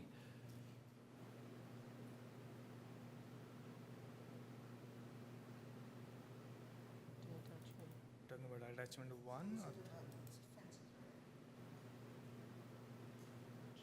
Anyway, it was, my question was whether screening applies to solar PV or solar H2O panels. I don't think those are included, not for solar panels. What about solar hot water panels? Panels, the panels themselves? No, I don't think those are I included. think that should probably be specifically excluded from the requirement, just so everybody's absolutely clear. And then also, there was also an item there about wind power generators, which I assume is a wind turbine. Which the idea of screening a wind turbine is, kind of an Under the oxymoron. screening, I don't think I see any. I don't know. I mean, not that there are very many out there, but I just don't want, I think renewable energy should somehow be exempted from the screening requirements. So yeah, under the mechanical equipment, it was language from the previous ordinance as well. So wind-driven pumps or power generators. So we basically arranged what it was already included, but yeah. So these are wind-driven pumps, yeah. Well, a wind-driven pump would be some sort of groundwater pump or something. But then it said a wind generator, wind-driven generator, which I assume would be a wind turbine, right? Mhm. I mean, not that there are very many in Albany. I know there have been a few, 1 or 2 that I know of. Yeah. Are we requiring screening of wind turbines? I think they should be exempt. So those are my questions. Let's go to public comment. Thank you, everyone, for your patience. Yes. Do you want to go to public comments first? No, go ahead. If you have questions, please. Yeah, I just want to, get it clarified. What was previously permitted? Was it permitted to locate these equipment in the side yard, interior side yard, and not rear yard, or vice versa? It was pretty much silent on the street side yard. It was, so for ground-mounted equipment, you could locate it within the side yard if it was 5 feet. And it was silent on the street side yard, and it was prohibited in the rear yard. Prohibited in the rear yard, okay. Yeah. For That's what I residential. wanted to get it clarified, because if it doesn't fit in the side yard, they have an option of the rear yard Exactly. to locate, because as to his point, like a lot of equipment have their vendor's requirement of backside clearance and front side clearance. And so if it doesn't fit in the side yard with enclosure requirement and all that, they still have an option to locate them in the rear yard, and they can have a bigger enclosure with all the company, vendor required clearances. We should also clarify, like adding to your comment perhaps, the greater flexibility is also added by the fact that, of course, rooftop mounted equipment would also be allowed on residential property. So if there's no other space in our narrower lots, they could also install it, provided that it's screened properly to meet the performance standards. So basically, I think the intent of the screening standards is to make sure that any equipment meets the performance standards. So that's the spirit of it. We're not saying it needs to be a certain, I can see why you're saying you would be concerned about aesthetics and providing flexibility on materials and design, but yeah, basically what we are focusing on here is screening that helps these mechanical equipments meet the performance standards. Okay, and in regard to His question about wall mounted, I think the code says the height would be measured from grade, right? And so if it exceeds 5 feet, then the wider clearances would be It's required a and screening wider would be setback, required. correct. But Okay. because of the, complaints that we have received from neighbors in terms of blown air, that seems to be a very specific concern from a lot of residents. That's why we are, staff realize that not noise, but blown air needs to be a mitigatable impact, and also screening should be required for those units as well. Right, so I think in that regard, allowing them in the rear yard, I think is a big, change, that would make lots of things easier. Yeah, all equipment would be now allowed in the rear yard, Yeah. regardless if it's attached or, Okay. wall-mounted or freestanding, or ground-mounted. And also, when they are located on rooftop, the enclosures would be exempt from height limits, right? That's an interesting, I know that the height, there's a separate section of the code that regulates maximum heights for enclosures for roof-mounted equipment. May I elaborate a little bit? There is a height exception for rooftop equipment and enclosures, but only on multifamily and commercial properties, not on single-family or duplexes. I see. So then, if any single family or duplex want to locate this equipment on the rooftop, they would be subject to height limits. Correct. Okay, thank you. Just one follow-up. So most of the complaints you're getting are about wall-mounted heat pumps, or? Both. Both, yes. In equal numbers? or- Wall-mounted, roof-mounted, and also ground-mounted, so. And it's mostly about air movement, It's about air and noise. noise? Okay, let's go to public comment. One more question. When you get the complaints, what do? Do you follow up with the property that is being complained about, or no? Just curious. That's a good question. What we do is we go out and do check if the installed equipment does meet our current standards, and sometimes it does, and it's tough at that point. The noise ordinance is not as, it's a tough one. This is hopefully going to be a little more proactive in addressing some of, like, specifically tying mechanical equipment to performance standards, so we do have more of a tooth Yep. to move forward. Okay, got it. Thank you. And I'm sorry, I guess I missed it. What is the proposed noise standard? Did you show us that?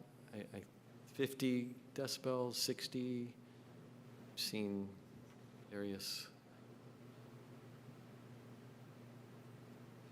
Section 8.1.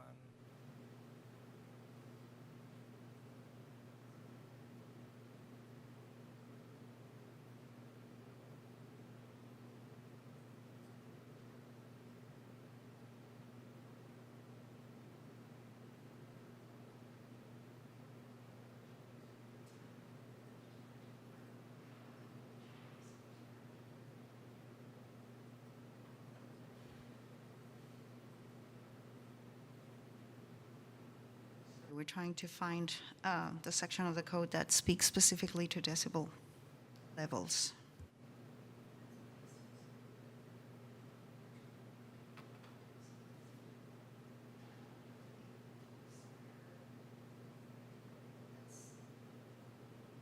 Section 8-1 of Chapter 8, Law Enforcement. Well, yeah, I would like the public to see the noise standard, actually, so.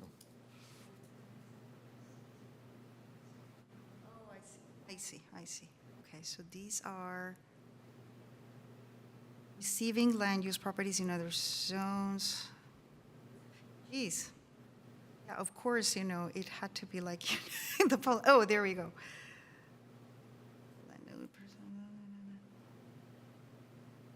Well, there were a lot of documents to sort through. Okay, so yeah, these are decibel levels when measured inside a neighboring receiving dwelling unit, okay?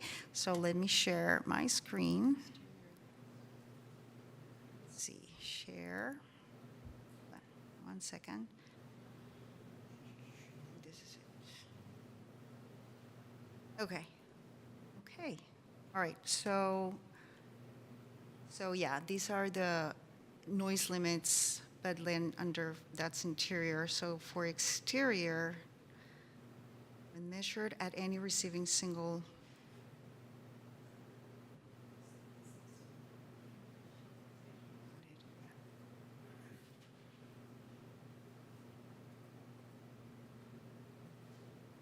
So that has not changed in this current round of revisions? That's current policy?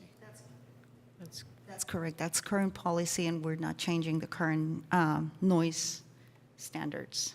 And what is the current policy? Then it would be, So basically, what we're doing by revising the performance standards regarding mechanical equipment is that so the noise ordinance is already there. We're not changing it. However, what we're doing is making all mechanical equipment subject to these. So, and if in case that of any potential non-compliance, the new language would provide staff the authority to require noise studies and or any other further mitigation measures to make sure that such equipment, whatever equipment is not being compliant, meets these standards, like performance standards, including noise levels. okay.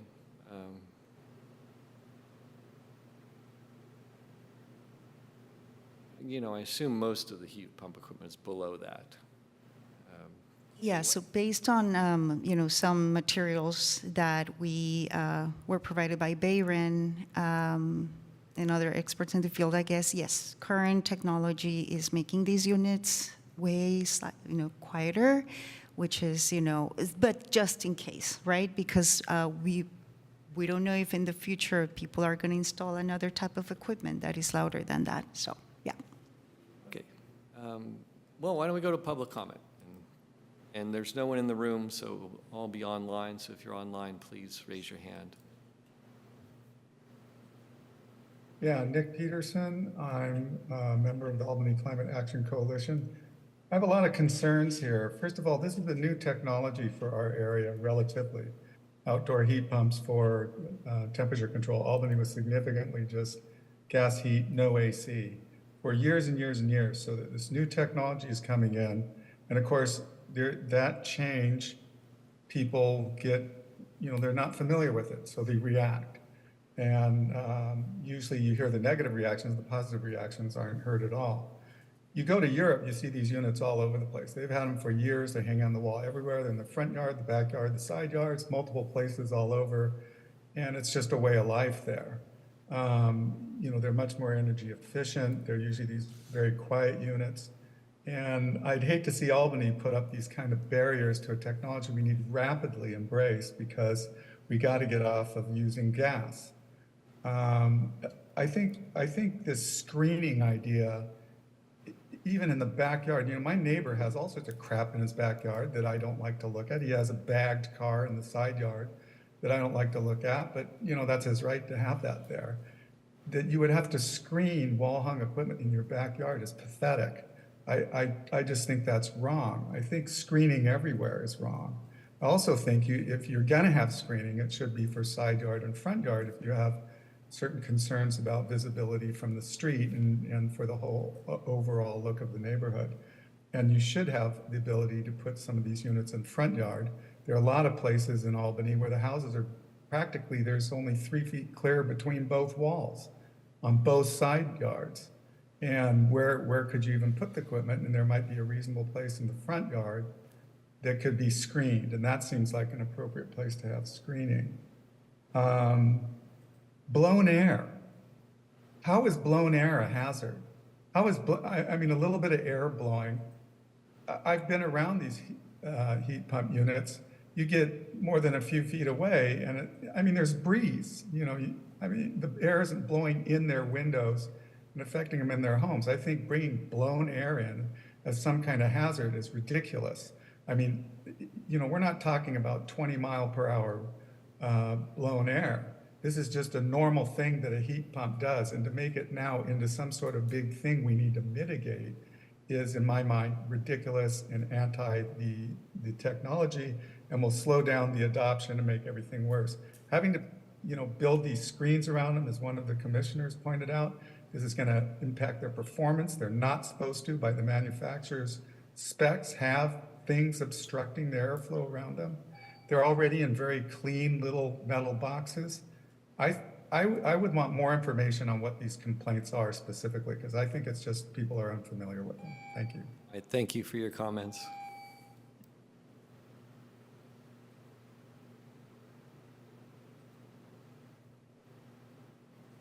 Okay, so, okay, sorry about that.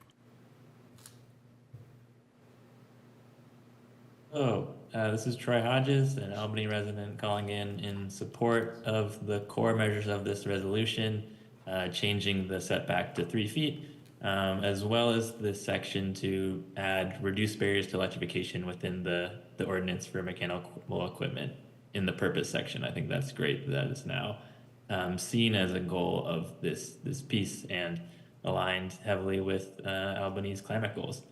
Yeah, I'm an owner of a narrow lot here in Albany, and our project had to have design changes when we learned about the 5-foot setback rule. Luckily, we were able to make a change, but I've talked to others who haven't been able to, so this will be great to remove any barriers to that. I also, I've wanted to pass along some words from our contractors who install heat pumps throughout the area. So I'll read what they've said in support of changes to these rules. They said, as we have started our heat pump installation company in the East Bay, we have increasingly noticed times in which a customer would like to install a heat pump for their home, but no viable options are available due to the 5-foot setback rules in place from property lines. It is my understanding that the sound levels emitted from these heat pumps were considered unacceptable to neighbors in the area previously. However, that seems to be geared towards older heat pump models and units. The current heat pump units we install seem to have such low decibel levels you can hardly notice they are compared to background noise from the city. We would love to see a change of this policy that includes a 2 to 3 foot minimum, or a rule where if the neighbors are compliant, that heat pumps can be installed at any reasonable distance from the property line. And that's from Yellow Jacket Heating and Cooling, with co-owners Owen Grimsich and Andre Smith. So yeah, thank you for bringing this measure forward. Heat pumps bring many benefits: safety during heat waves, climate goals, and hope to see this measure get passed in front of City Council. Thank you. All right, thank you.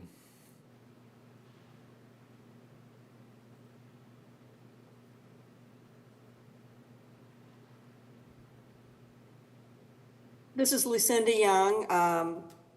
I also support the purpose of this ordinance revisions to reduce the setback to make heat pumps more available and reduce some of the barriers. I sent an email to the commission. I assume you have read it, but basically I have a gas tankless.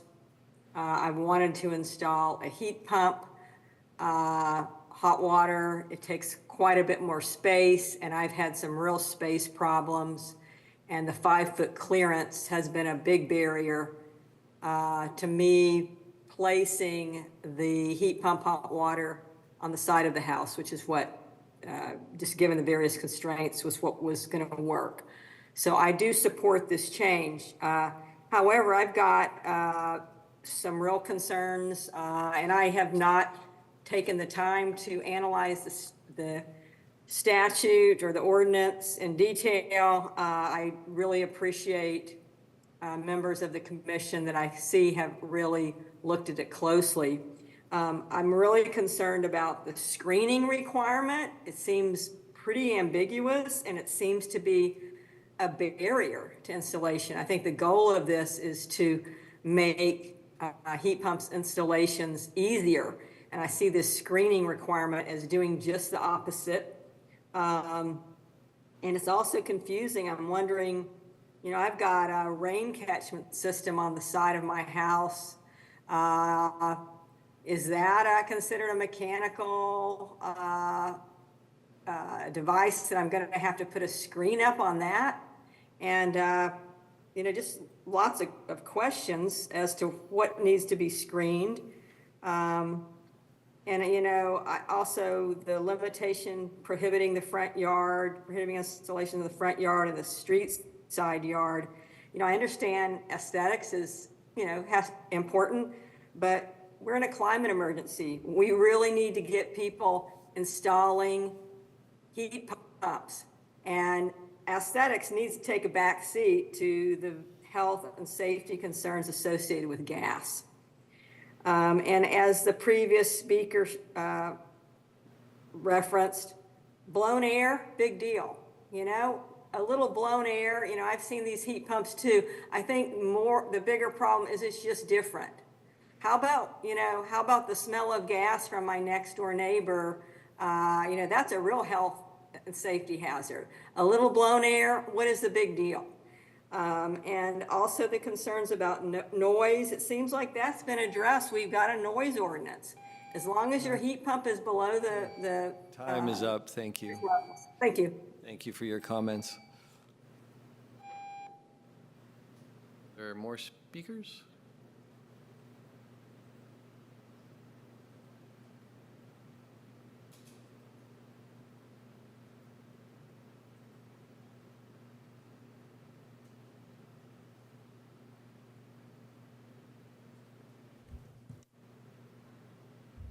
Buddy Williams, yeah, no. Yes, thank you. Buddy Williams, homeowner in Albany. And I do have a heat pump for a dryer and a air conditioner. And the comments previous, I agree with. In general, it'd be less restriction is better, especially on the screening, which will, as one of the members pointed out, is going to affect the performance of those units.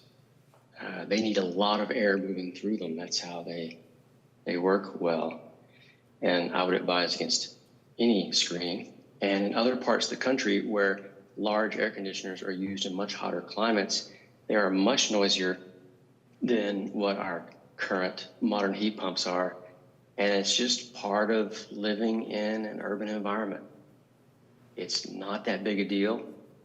And I would only encourage you that the less restrictions you have will drive more adoption of this technology, not less. That's all my comments. Thank you. Thank you. If anyone else wants to speak on this issue, please use the raise the hand icon. No one else. Okay, we'll close public comment and move to commissioner discussion. So if anyone would like to go first, Commissioner Momin. Thank you. Thank you for taking this initiative of and proposing these code changes. I think these are really useful modification of the code. These are small changes, but they would have a big impact in terms of clarity of code, since you combined and clarified lots of things together, and also it would be a great encouragement of using environmental friendly technology. One thing I want to I think highlight in response to lots of public comments is I think we are misunderstanding screening requirement. Maybe that is because one of the paragraph is talking about opaque material and all that, but if we look at the code, section D of 20.24.1110, it says screening requirements, and it includes dense landscaping, solid wall, or fence. So it is not just actual enclosure around the equipment. Even your fence can be a screening if your equipment is lower than that. And so I think it should not discourage people going with this technology, because if you have enough tall fence between your property and if your equipment is lower than the top of the fence, that itself could act as a screening. And you don't have to provide special screening around the equipment. Or you can, if you have a bigger yard, and if you put it in somewhere that is surrounded by planting and all that, that itself could also constitute as screening. So I think it would be useful if we, make it amply clear that screening is not just actual metal enclosure or something, but there are lots of, options for screening. And since, as I mentioned earlier, since it was not permitted to locate these equipments in the rear yard previously, that created lots of constraints because side yards are typically narrower. But since they are allowed to locate the equipment in the rear yard, they could have a lot of options, and they may not have to provide all these restrictive screenings. So with that, I think allowing, placement of this equipment in the rear yard, I think is a big, change, and that might not require a lot of people to, locate them on the front side or exterior side yard. So, yeah, and also another thing I want to, highlight is I think this code change pertains to all kind of mechanical equipment, not just heat pumps. I think, that is also something that we should highlight. Yes, other than that, I think it's a great, effort from planning department. You have put that in a very nice, way. It is all consolidated, very clear to understand, and there are useful references to existing codes, which, maybe more, made more clearer. Other than that, I don't have any comments. I really support this change. Go ahead. Okay, Commissioner Pilch, comments? Yeah, I can appreciate the public comment that some of this is perhaps based on the fact that there's new things happening, there's new technology, and it's not something people are used to. And one the commenter mentioned that in other parts of the country where they do employ air conditioning a lot, yeah, you do see a lot of units and hear a lot of units on the outside of in yards and on the outside of windows, for that matter. There's a lot more. I think this is different. I think it probably has not been the case that we have mechanical devices outside of our yards in Albany nearly as much as we're starting to do now. This is a new thing. So I think that we should tackle the specific problems rather than perhaps using screening to say that we might be able to, with screening, we might be able to tackle all these problems. We should tackle the very specific problems that might have come up. So I guess to start with, I don't see aesthetics as an issue when the unit is installed in a side yard or a backyard. And if it's installed on the street side or front yard, yes, I think aesthetics come into play, but otherwise it's the homeowner's issue. So I don't see where we need any screening for aesthetics in the side or backyard. For noise, we have the noise ordinance. So I think that, and my heat pump, I do have one, is fairly quiet, and I do think that that probably that is a trend. As the heat pump manufacturers want to sell more of these, they probably are trying to make them as quiet as possible. But the fact is, we have a noise ordinance, so we can measure the noise, and if one neighbor complains about the noise, well, the noise can be measured, and if it's not above the levels that meet that threshold, then, well, we can amend the noise ordinance if we have to, but I doubt if we have to. So I don't see the noise as being a big issue. I think that's already handled. I think the change to put this under the noise ordinance will take care of that. In terms of the blown air, I can see that being being a problem. I can see if you install a unit and someone has a small back patio area and that's all they have for an outdoor area, and then your unit blows onto that back patio area, I can see that being a legitimate complaint. So there I can see screening to block that airflow into the neighbor's yard. So, you know, if the unit is 3 feet away, then you could have a fence 3 feet away from the unit to make sure it doesn't the air isn't blowing into the neighbor's yard. I'm not sure how to put that into code, but that's how I would handle that. So that's my general direction, is to, I think the noise will be taken care of, with the way you've reread this, and that the blown air, and that the screening is only applicable when it's visible from the street side, and that the blown air can be taken care of if the air is directed into the neighbor's yard. That one's a little tricky because, you know, if the unit is 20 feet away from the neighbor's yard, it's probably not going to be an issue. If it's 3 feet away, it might be an issue. So, but I don't know, that's kind of tricky to write the code to quantify the effects of air blowing. So I'm not quite sure what I would suggest we do in that area. So I'll leave it there for now and pass it along to the other commissioners. Yeah, thank you. Yeah, I appreciate the public comments, and I appreciate staff, because you put this together pretty quickly from when we requested it. I don't know how long you've been working on it, but yeah, thank you for doing that, because I think it's really important that we move it forward. So that's great. Yeah, I'm kind of ambivalent about the screening. I might get it to some degree, but in most cases, your existing fence will be your screen, if there is an existing fence. So I think, yeah, somehow, I mean, the fence, it's just the fence that can work as a screen.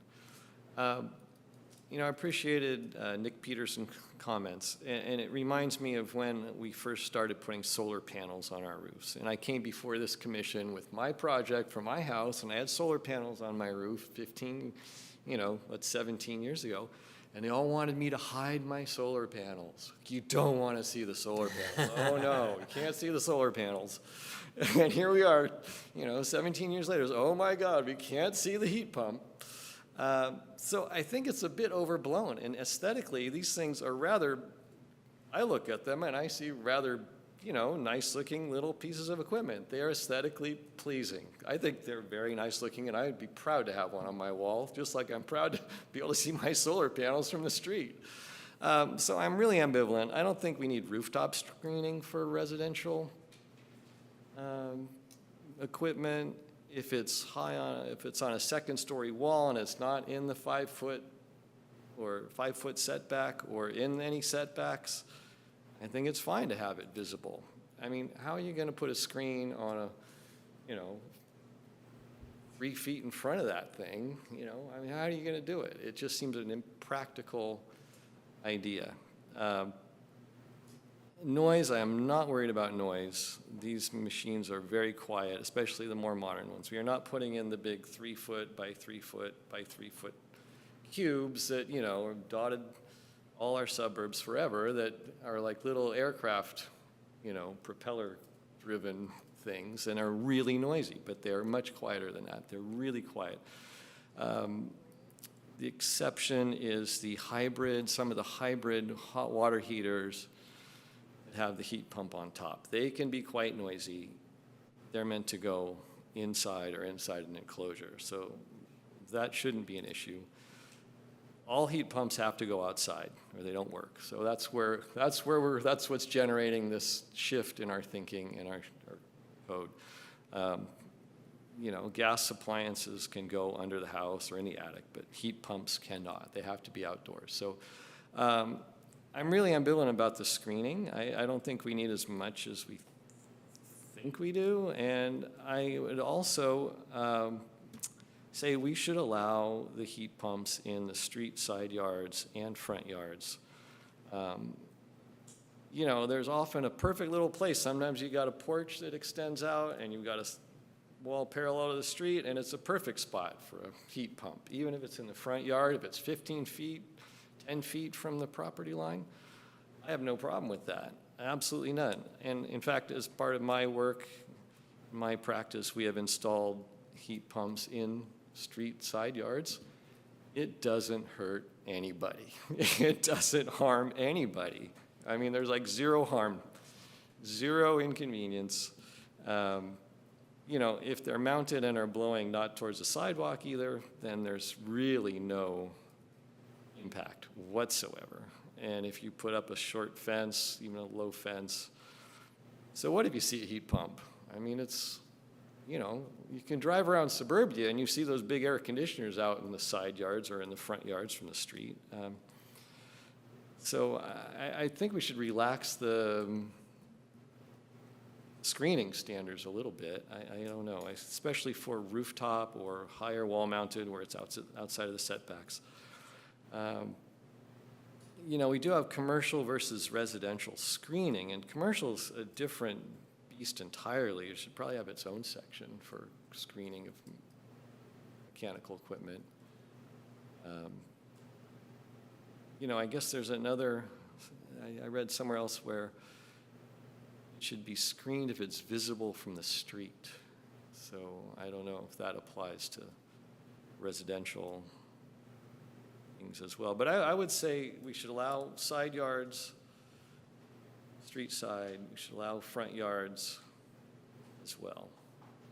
I don't know how you guys think about that. I'm good with that. I'm good with allowing in all the yards. I'm not very comfortable because I think this code change is not only about heat pumps, but also all kind of mechanical equipment. We don't know what kind of mechanical equipment those would be.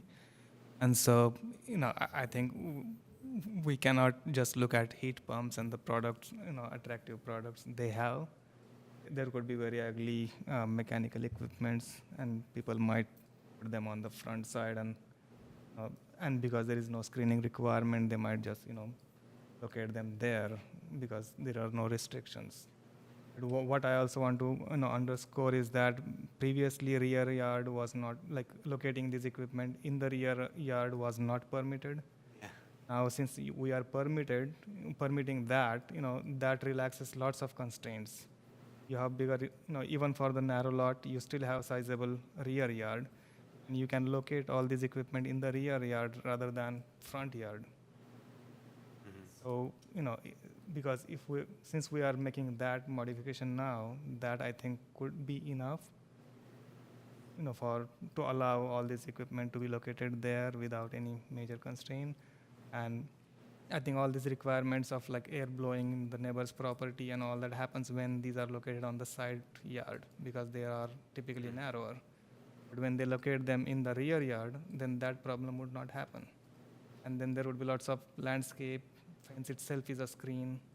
And all these residential properties typically, you know, as he mentioned earlier, even if we focus only on heat pump, they are typically not taller than 3 feet. So they are lower than fence anyway. They are typically located closer to the exterior wall so that the refrigerant pipe is not too long, because you would not locate it, when you locate that in the rear yard, you would not locate that close to the fence because you will have to run the refrigerant pipes from there to, you know, or whatever ducting it requires to your house. They are typically located closer to your rear wall. So that might not create problem of blowing air into the neighbor's property, you know, behind your house. So I think personally, like allowing, you know, permitting these mechanical units in the rear yard itself is a big, you know, exemption or, you know, relaxation of the code. That allowing them, you know, allowing them in the front yard may not be necessary. What would you feel if we allowed them in the front yard but required screening? Yeah, then that's good, because rather than, you know, spending money on screening, they would, you know, choose locating them in the rear yard then. Yeah. Also, again, you know, I want to stress that this is not just about heat pump, right. You know, because this code covers commercial as well as residential properties. and not just the heat pump, but all kind of mechanical equipment. And we don't know what kind of How mechanical. can we just tailor this to say heat pumps are allowed in the front and side yards? And you're right, that you always install the heat pump 6 inches from an exterior wall because you want the shortest pipe possible. It has to be connected to electrical wiring. So you don't move it out towards the fence or the yard. So it's right next to the wall. And if you put a small fence or screening of some kind in front of it, 3 feet away, I don't see any problem with it. That's true for side yards. I mean, I've installed them in side yards along the street, and Yeah, okay, so you're saying we don't need serious screening, just some treatment will be fine. 3 feet high or as high as, I mean, the things they're usually no more than. Right. Pedestal, they're about 3 feet to the top. I understand, you're saying it's not a big deal, but I'm trying to talk about, are you suggesting some code, or you're just saying we don't need any code? No, I think we could say we want a screen that's 3 feet tall or as tall as the pump. When? In the side yards or front yards. We can have screening. I would say screening is fine in the side yard, both along the property line to an adjacent residential property and along the street side. I mean, screening is basically a fence on the side yard. Okay, so just to make it, just to clarify, so you're saying screening on side yards and front yards, and allowing in front yards and all side yards? Yeah, but I don't see any need for screening in a backyard. No, that's why I didn't say that. Yeah, I know. And no screening in the You backyard? said that earlier, so I'm agreeing with you. Yeah, okay, got you. Just to clarify, so you're clarifying as well. So how do you feel about that? Allowing anywhere, but requiring screening inside and front yards? That makes sense, yeah. Okay. So it sounds like we've got a consensus, and staff wants to butt in. Yes, I do. So first of all, thank you for this discussion. We purposely chose not to have a study session to try to streamline it, so we did our best. Mira did her best. I mean, she did an amazing job. I was probably hindering her. So I do have a few questions and a little bit of concern. One, I didn't hear thought about what your screening on rooftop equipment. And the other thing is, if it is going to be located in the front and side yard, it's going to automatically be prohibited within our distance triangles from driveways and corners, because we can't have anything over 3 feet in certain distances from driveways and intersections. So I want to be clear that if the direction is to allow equipment within the full front yard or the full street yard, that we're going to need to add in specifically that it applies to the side triangle distances. Right, yeah. That itself could be another deterrent then. Well, I guess it's a problem that kind of solves itself because the equipment is always mounted next to the house. So. Correct. However, as you know, that some lots in Albany have very non-conforming, even street side yard setbacks. So I just want to be clear that if that's the direction, it's going to have to also. I mean, is that a problem? Site triangle. I think you still would have a setback, right, from the front property line, similar to. Well, 3 feet was what we're talking about now. Yeah. If the front wall of the house or residence is 3 feet from the property line. But then you need 3 feet clearance for emergency access. That would be between the property line and the face of the screening. Right. And then inside that you would have clearance for the equipment. So unless the building is 5 feet from the property line, you can't do it. The 3-foot path of travel is required on an interior yard and the rear yard. It is not required on a frontage because they have that access from the street. So from an emergency access point of view, it's clear. But if it's in a certain distance, I think it's 10 feet, it needs to be if the equipment is taller than 3 feet, that's why we have 3-foot height limit in the street side yard and the front yard is because of site distances to ensure safety of pedestrians, Okay, I mean, that's fair enough. I mean, I would say allow ground-mounted or ground-level equipment installations, not. yeah, I mean, I think it's fine. I'm just saying that whatever you allow in the front or street side yards, staff is going to strongly recommend that that allowance is not located within the site distance. That's okay. Yeah, that's all I was trying to Yeah, get to. that's, yeah. Sorry if I That's all was trying to complicated it. say. If we agree, let's move on. Okay. Let's move on, let's move on. Excellent. It's getting to 9:30 here, let's wrap up.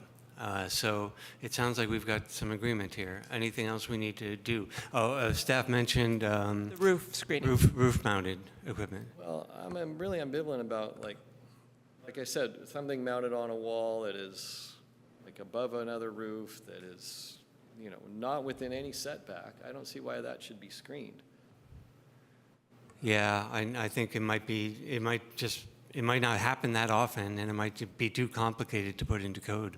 Okay, I have a sort of sloping low roof in front of my house and then a section built up and back. If I put that heat pump on my wall, you can't see it from the street. I would have to screen it either. I mean, there's absolutely no reason. So you agree? I think Probably we don't have to worry about this. No, I don't think we should. Okay. That's what code says, if it is visible from the street.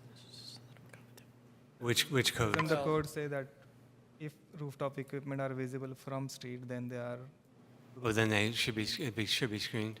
Yeah, but I disagree with that too, because sometimes you can be walking down a street and you see, from a.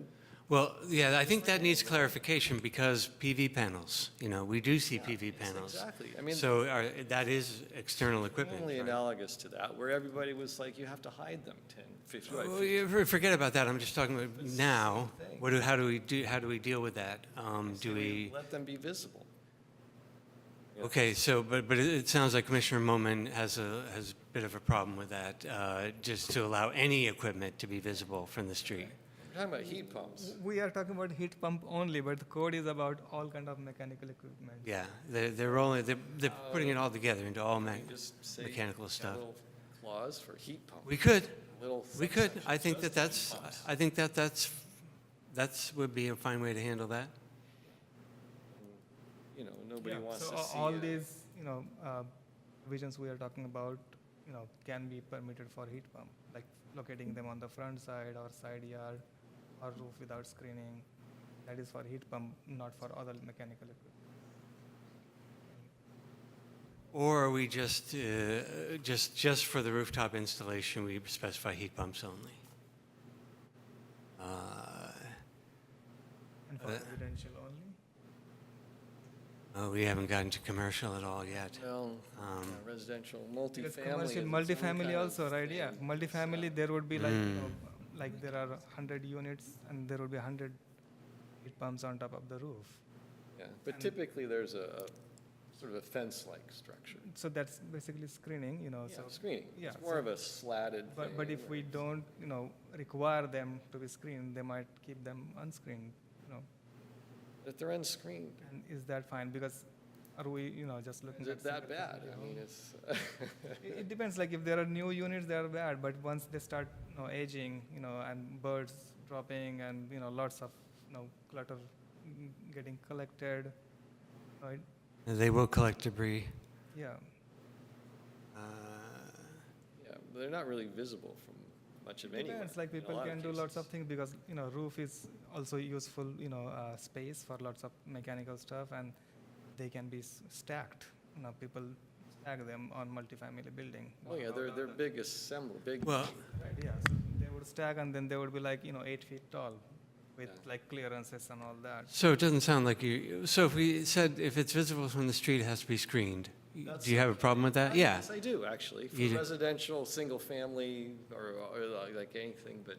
Well, seems like we might, just to make the code easier, we might want to just say that any equipment, if it's seen from the street, has to be screened. We'll have to create too many exemptions. Exactly. I think that would be the way to And go. also, like for a single family home, I don't think, a lot of people would be locating them on roof. If they have flat roof, it might be easier.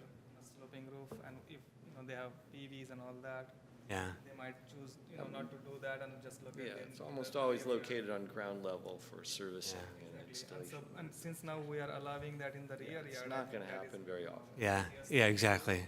Yeah, we shouldn't spend too much more time worrying about it. So it sounds like we're, I guess for me, it's like the wall-mounted ones on a second story that's visible. Doesn't bother me at all aesthetically, not going to blow air on anybody. Why should we screen that? well, we have to arrive at something. It sounds like you're okay to say if it's visible from the street, let's screen it. I mean, aside from that, it seems like we're in agreement, so we could just vote on it. And then you'd be outvoted anyway, so. Okay, it was probably pretty rare, but I mean, I do see it where people mount it on the side of their house up high, and you do see it from the street, and it doesn't. I mean, how do we make an exemption? How can we make an exemption for that? It's not. I just want to put in some thoughts because we did not have a study session. And a lot of how we put this was for simplification. Also in doing plan checks, it's sometimes difficult to say, is this a heat pump? Is this not a heat pump? People change things.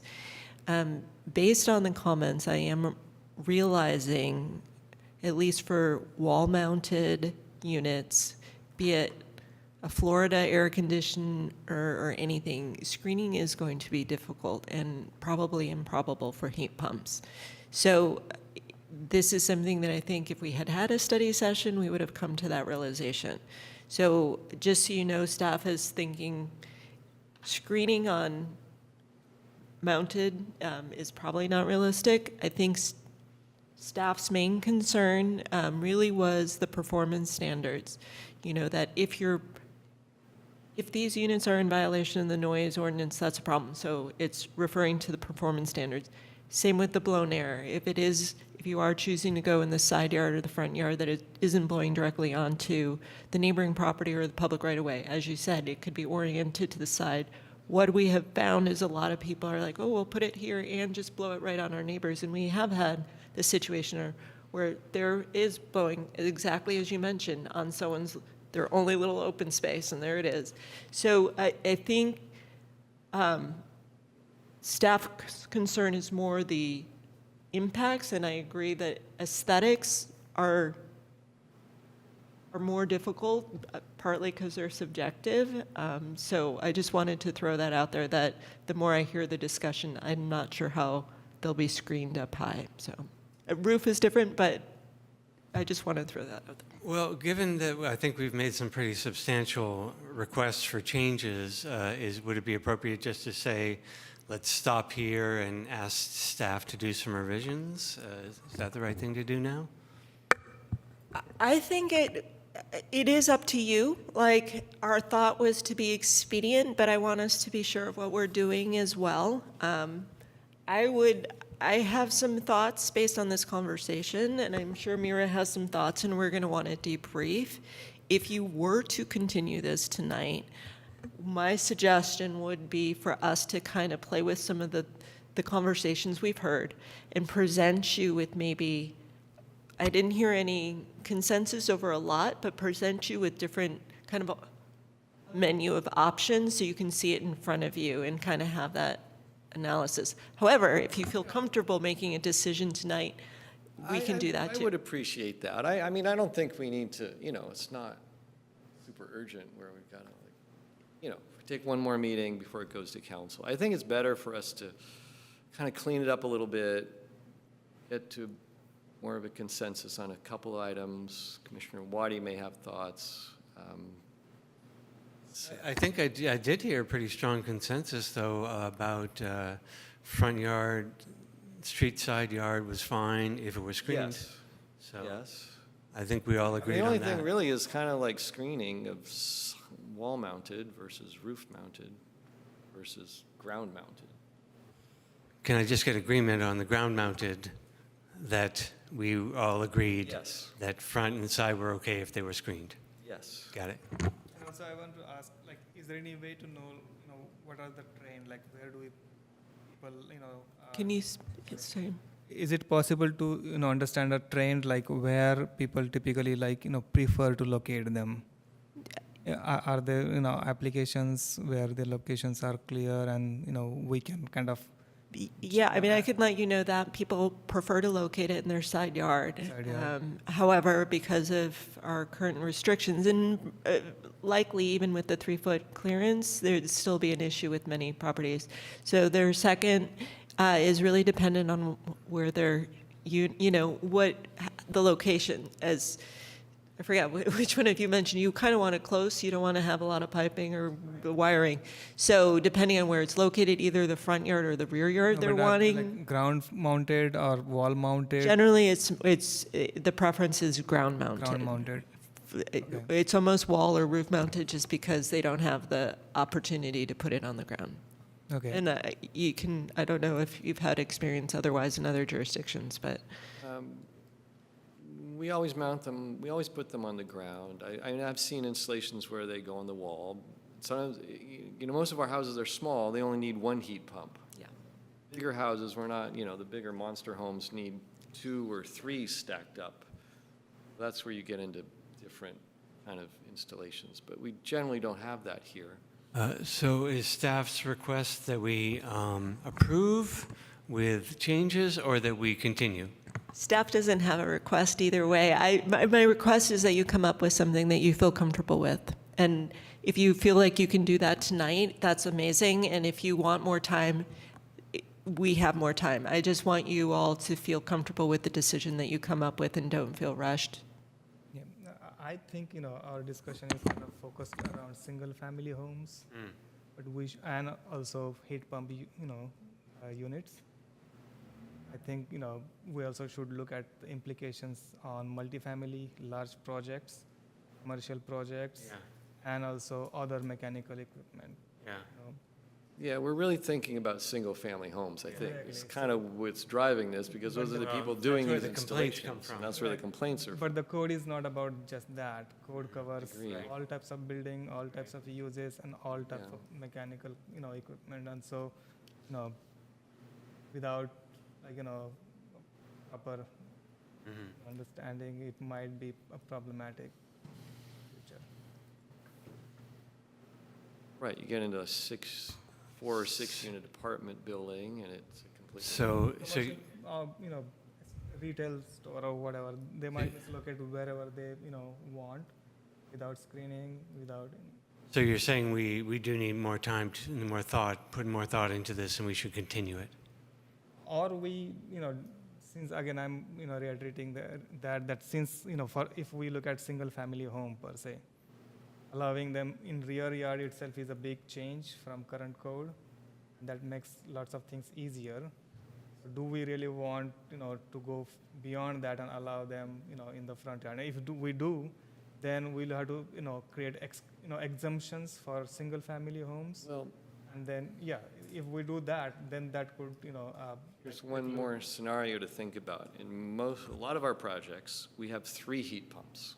One for the water heater, one for the ground floor heating and cooling, and one for the upper floor. So we have to place 3 of them around the property. So it's not just that I have room on the side. I might have room on the side yard for 2, but I'll need to put 1 somewhere else.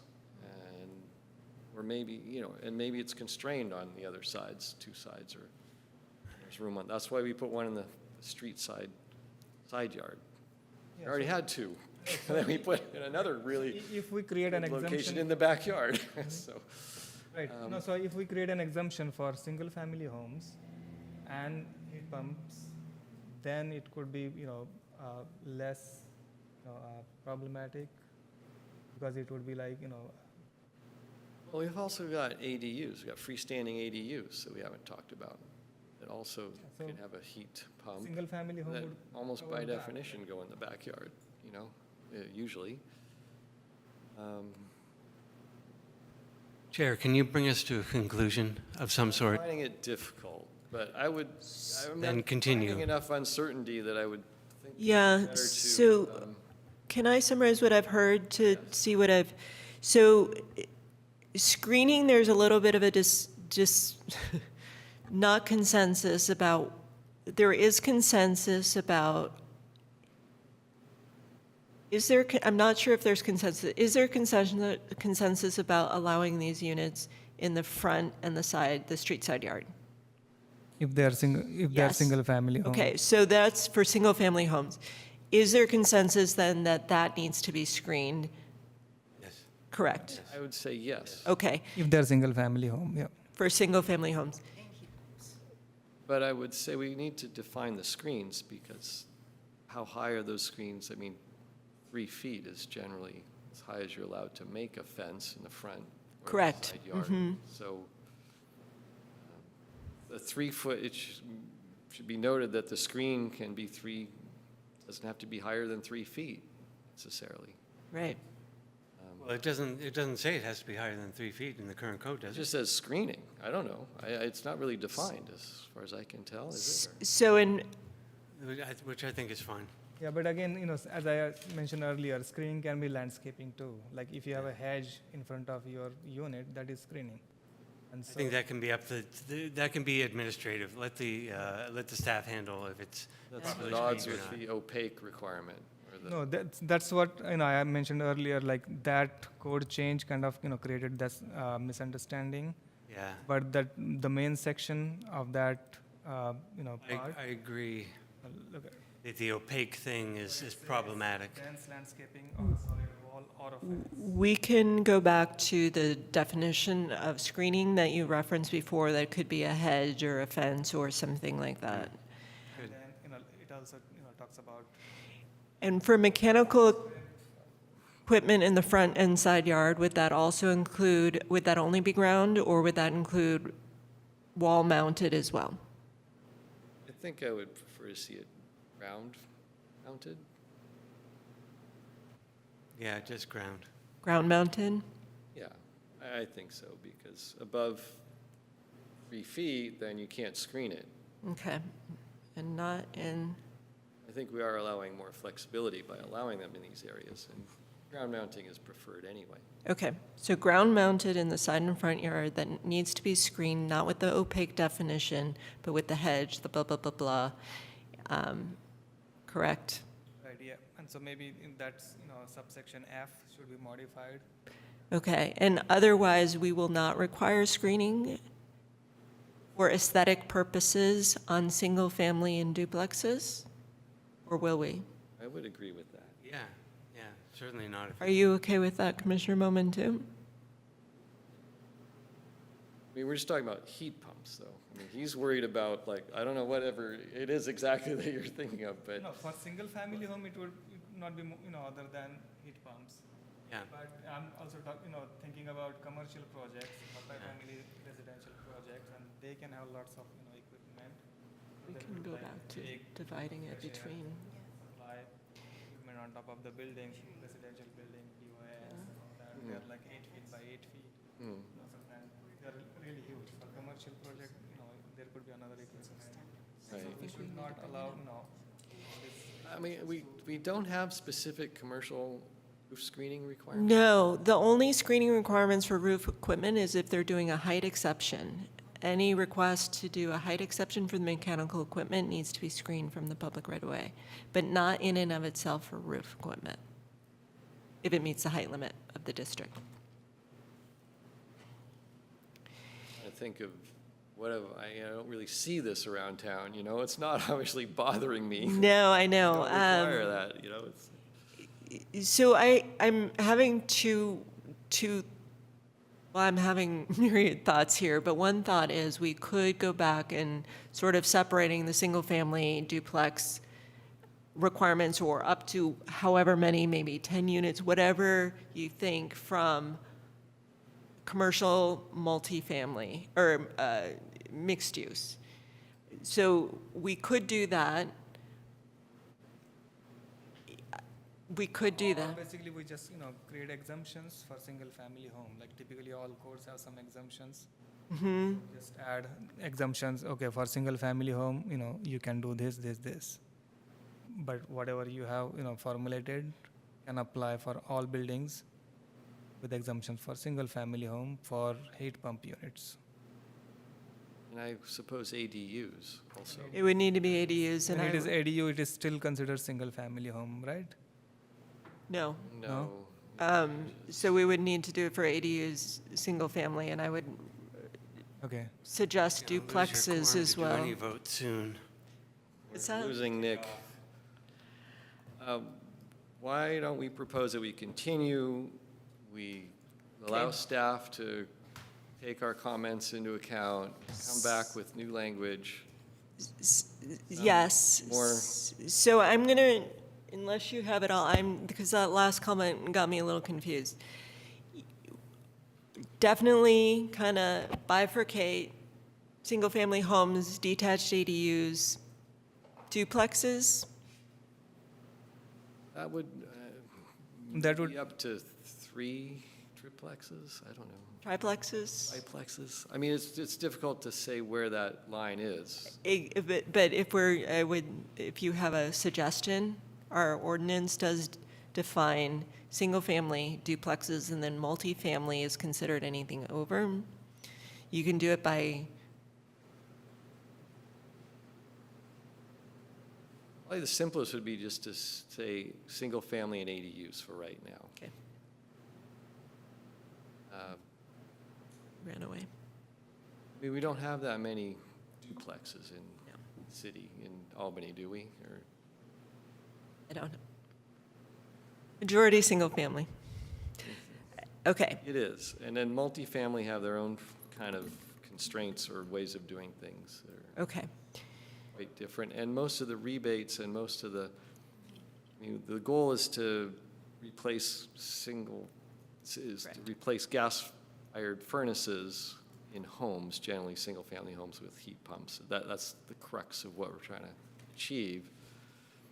I have a question for you, Chair, in regards to heat pump systems, exterior, right? Are those usually, or could you say in your experience in projects, are those usually detached then, not wall-mounted, because they require the airflow all around? Right. Okay. So basically, if we're talking about, say, commercial, multifamily, mixed use, right? How would those heat, like for a second, third story, where would those heat pump systems be installed? At the roof or never wall-mounted then? Just want to. Generally, what I've seen is they either put them on the roof. A lot of times they will go in the backyard. I'm thinking of the one on Adams, or is it, or we had, for ease of service, they like them on the ground. And So it's either on the ground? yeah, for airflow, they need airflow to come through. So it's generally you have to be 6 inches from a wall, air to go through and then blow away from the house. And there's restrictions on how close things can be in front too, because the air just needs to move and flow. And What I heard. so, I'm not that experienced in multifamily design. I do mostly single-family work. Mr. Moman does more of this, but They are typically located on the roof. typically on the roof for, like, let's say the Albany Bowl project will all be on the roof. Smaller projects could be on the wall, but just not so often either. Going back to the original intent of these amendments would be to encourage the installation of heat pumps all around, single-family, multifamily, et cetera, et cetera. Everywhere, right. So what I heard before, and correct me if I'm wrong, is that heat pump systems need to be at least 6 inches from the wall. It depends on the product. Some products, some manufacturer will require 1 foot. Got it. Yeah. When you get into multifamily, it's not these little box things anymore either. It's a big, big box, like you said, 8 feet. It could be like 6 feet by 8 feet by 5 feet tall, and that services 10 apartments, something like that. So it's a different beast, different kind of equipment, and that's almost always roof mounted. And generally, they have a big flat roof to mount it on They with a do. parapet. Yeah. Right. Okay. So I think Commissioner Pilch has to leave us. I get up at 3:30. Okay. Burning out on it. Yes. So I think we have direction. Thank you so much for this discussion. Sorry, it was a little more convoluted than, No, it was great, and thank you, Mira, for your wonderful presentation and work on this, and we will, okay. Seeing as we're losing quorum, I think we will Yeah. just make the announcement. Next meeting is November 13th, 2024. No new business, we can make an announcement, but no new business. And with that, I will call the meeting adjourned. great, thank you. Thank you.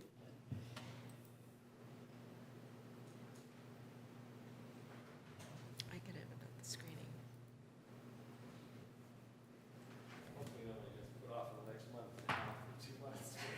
I know.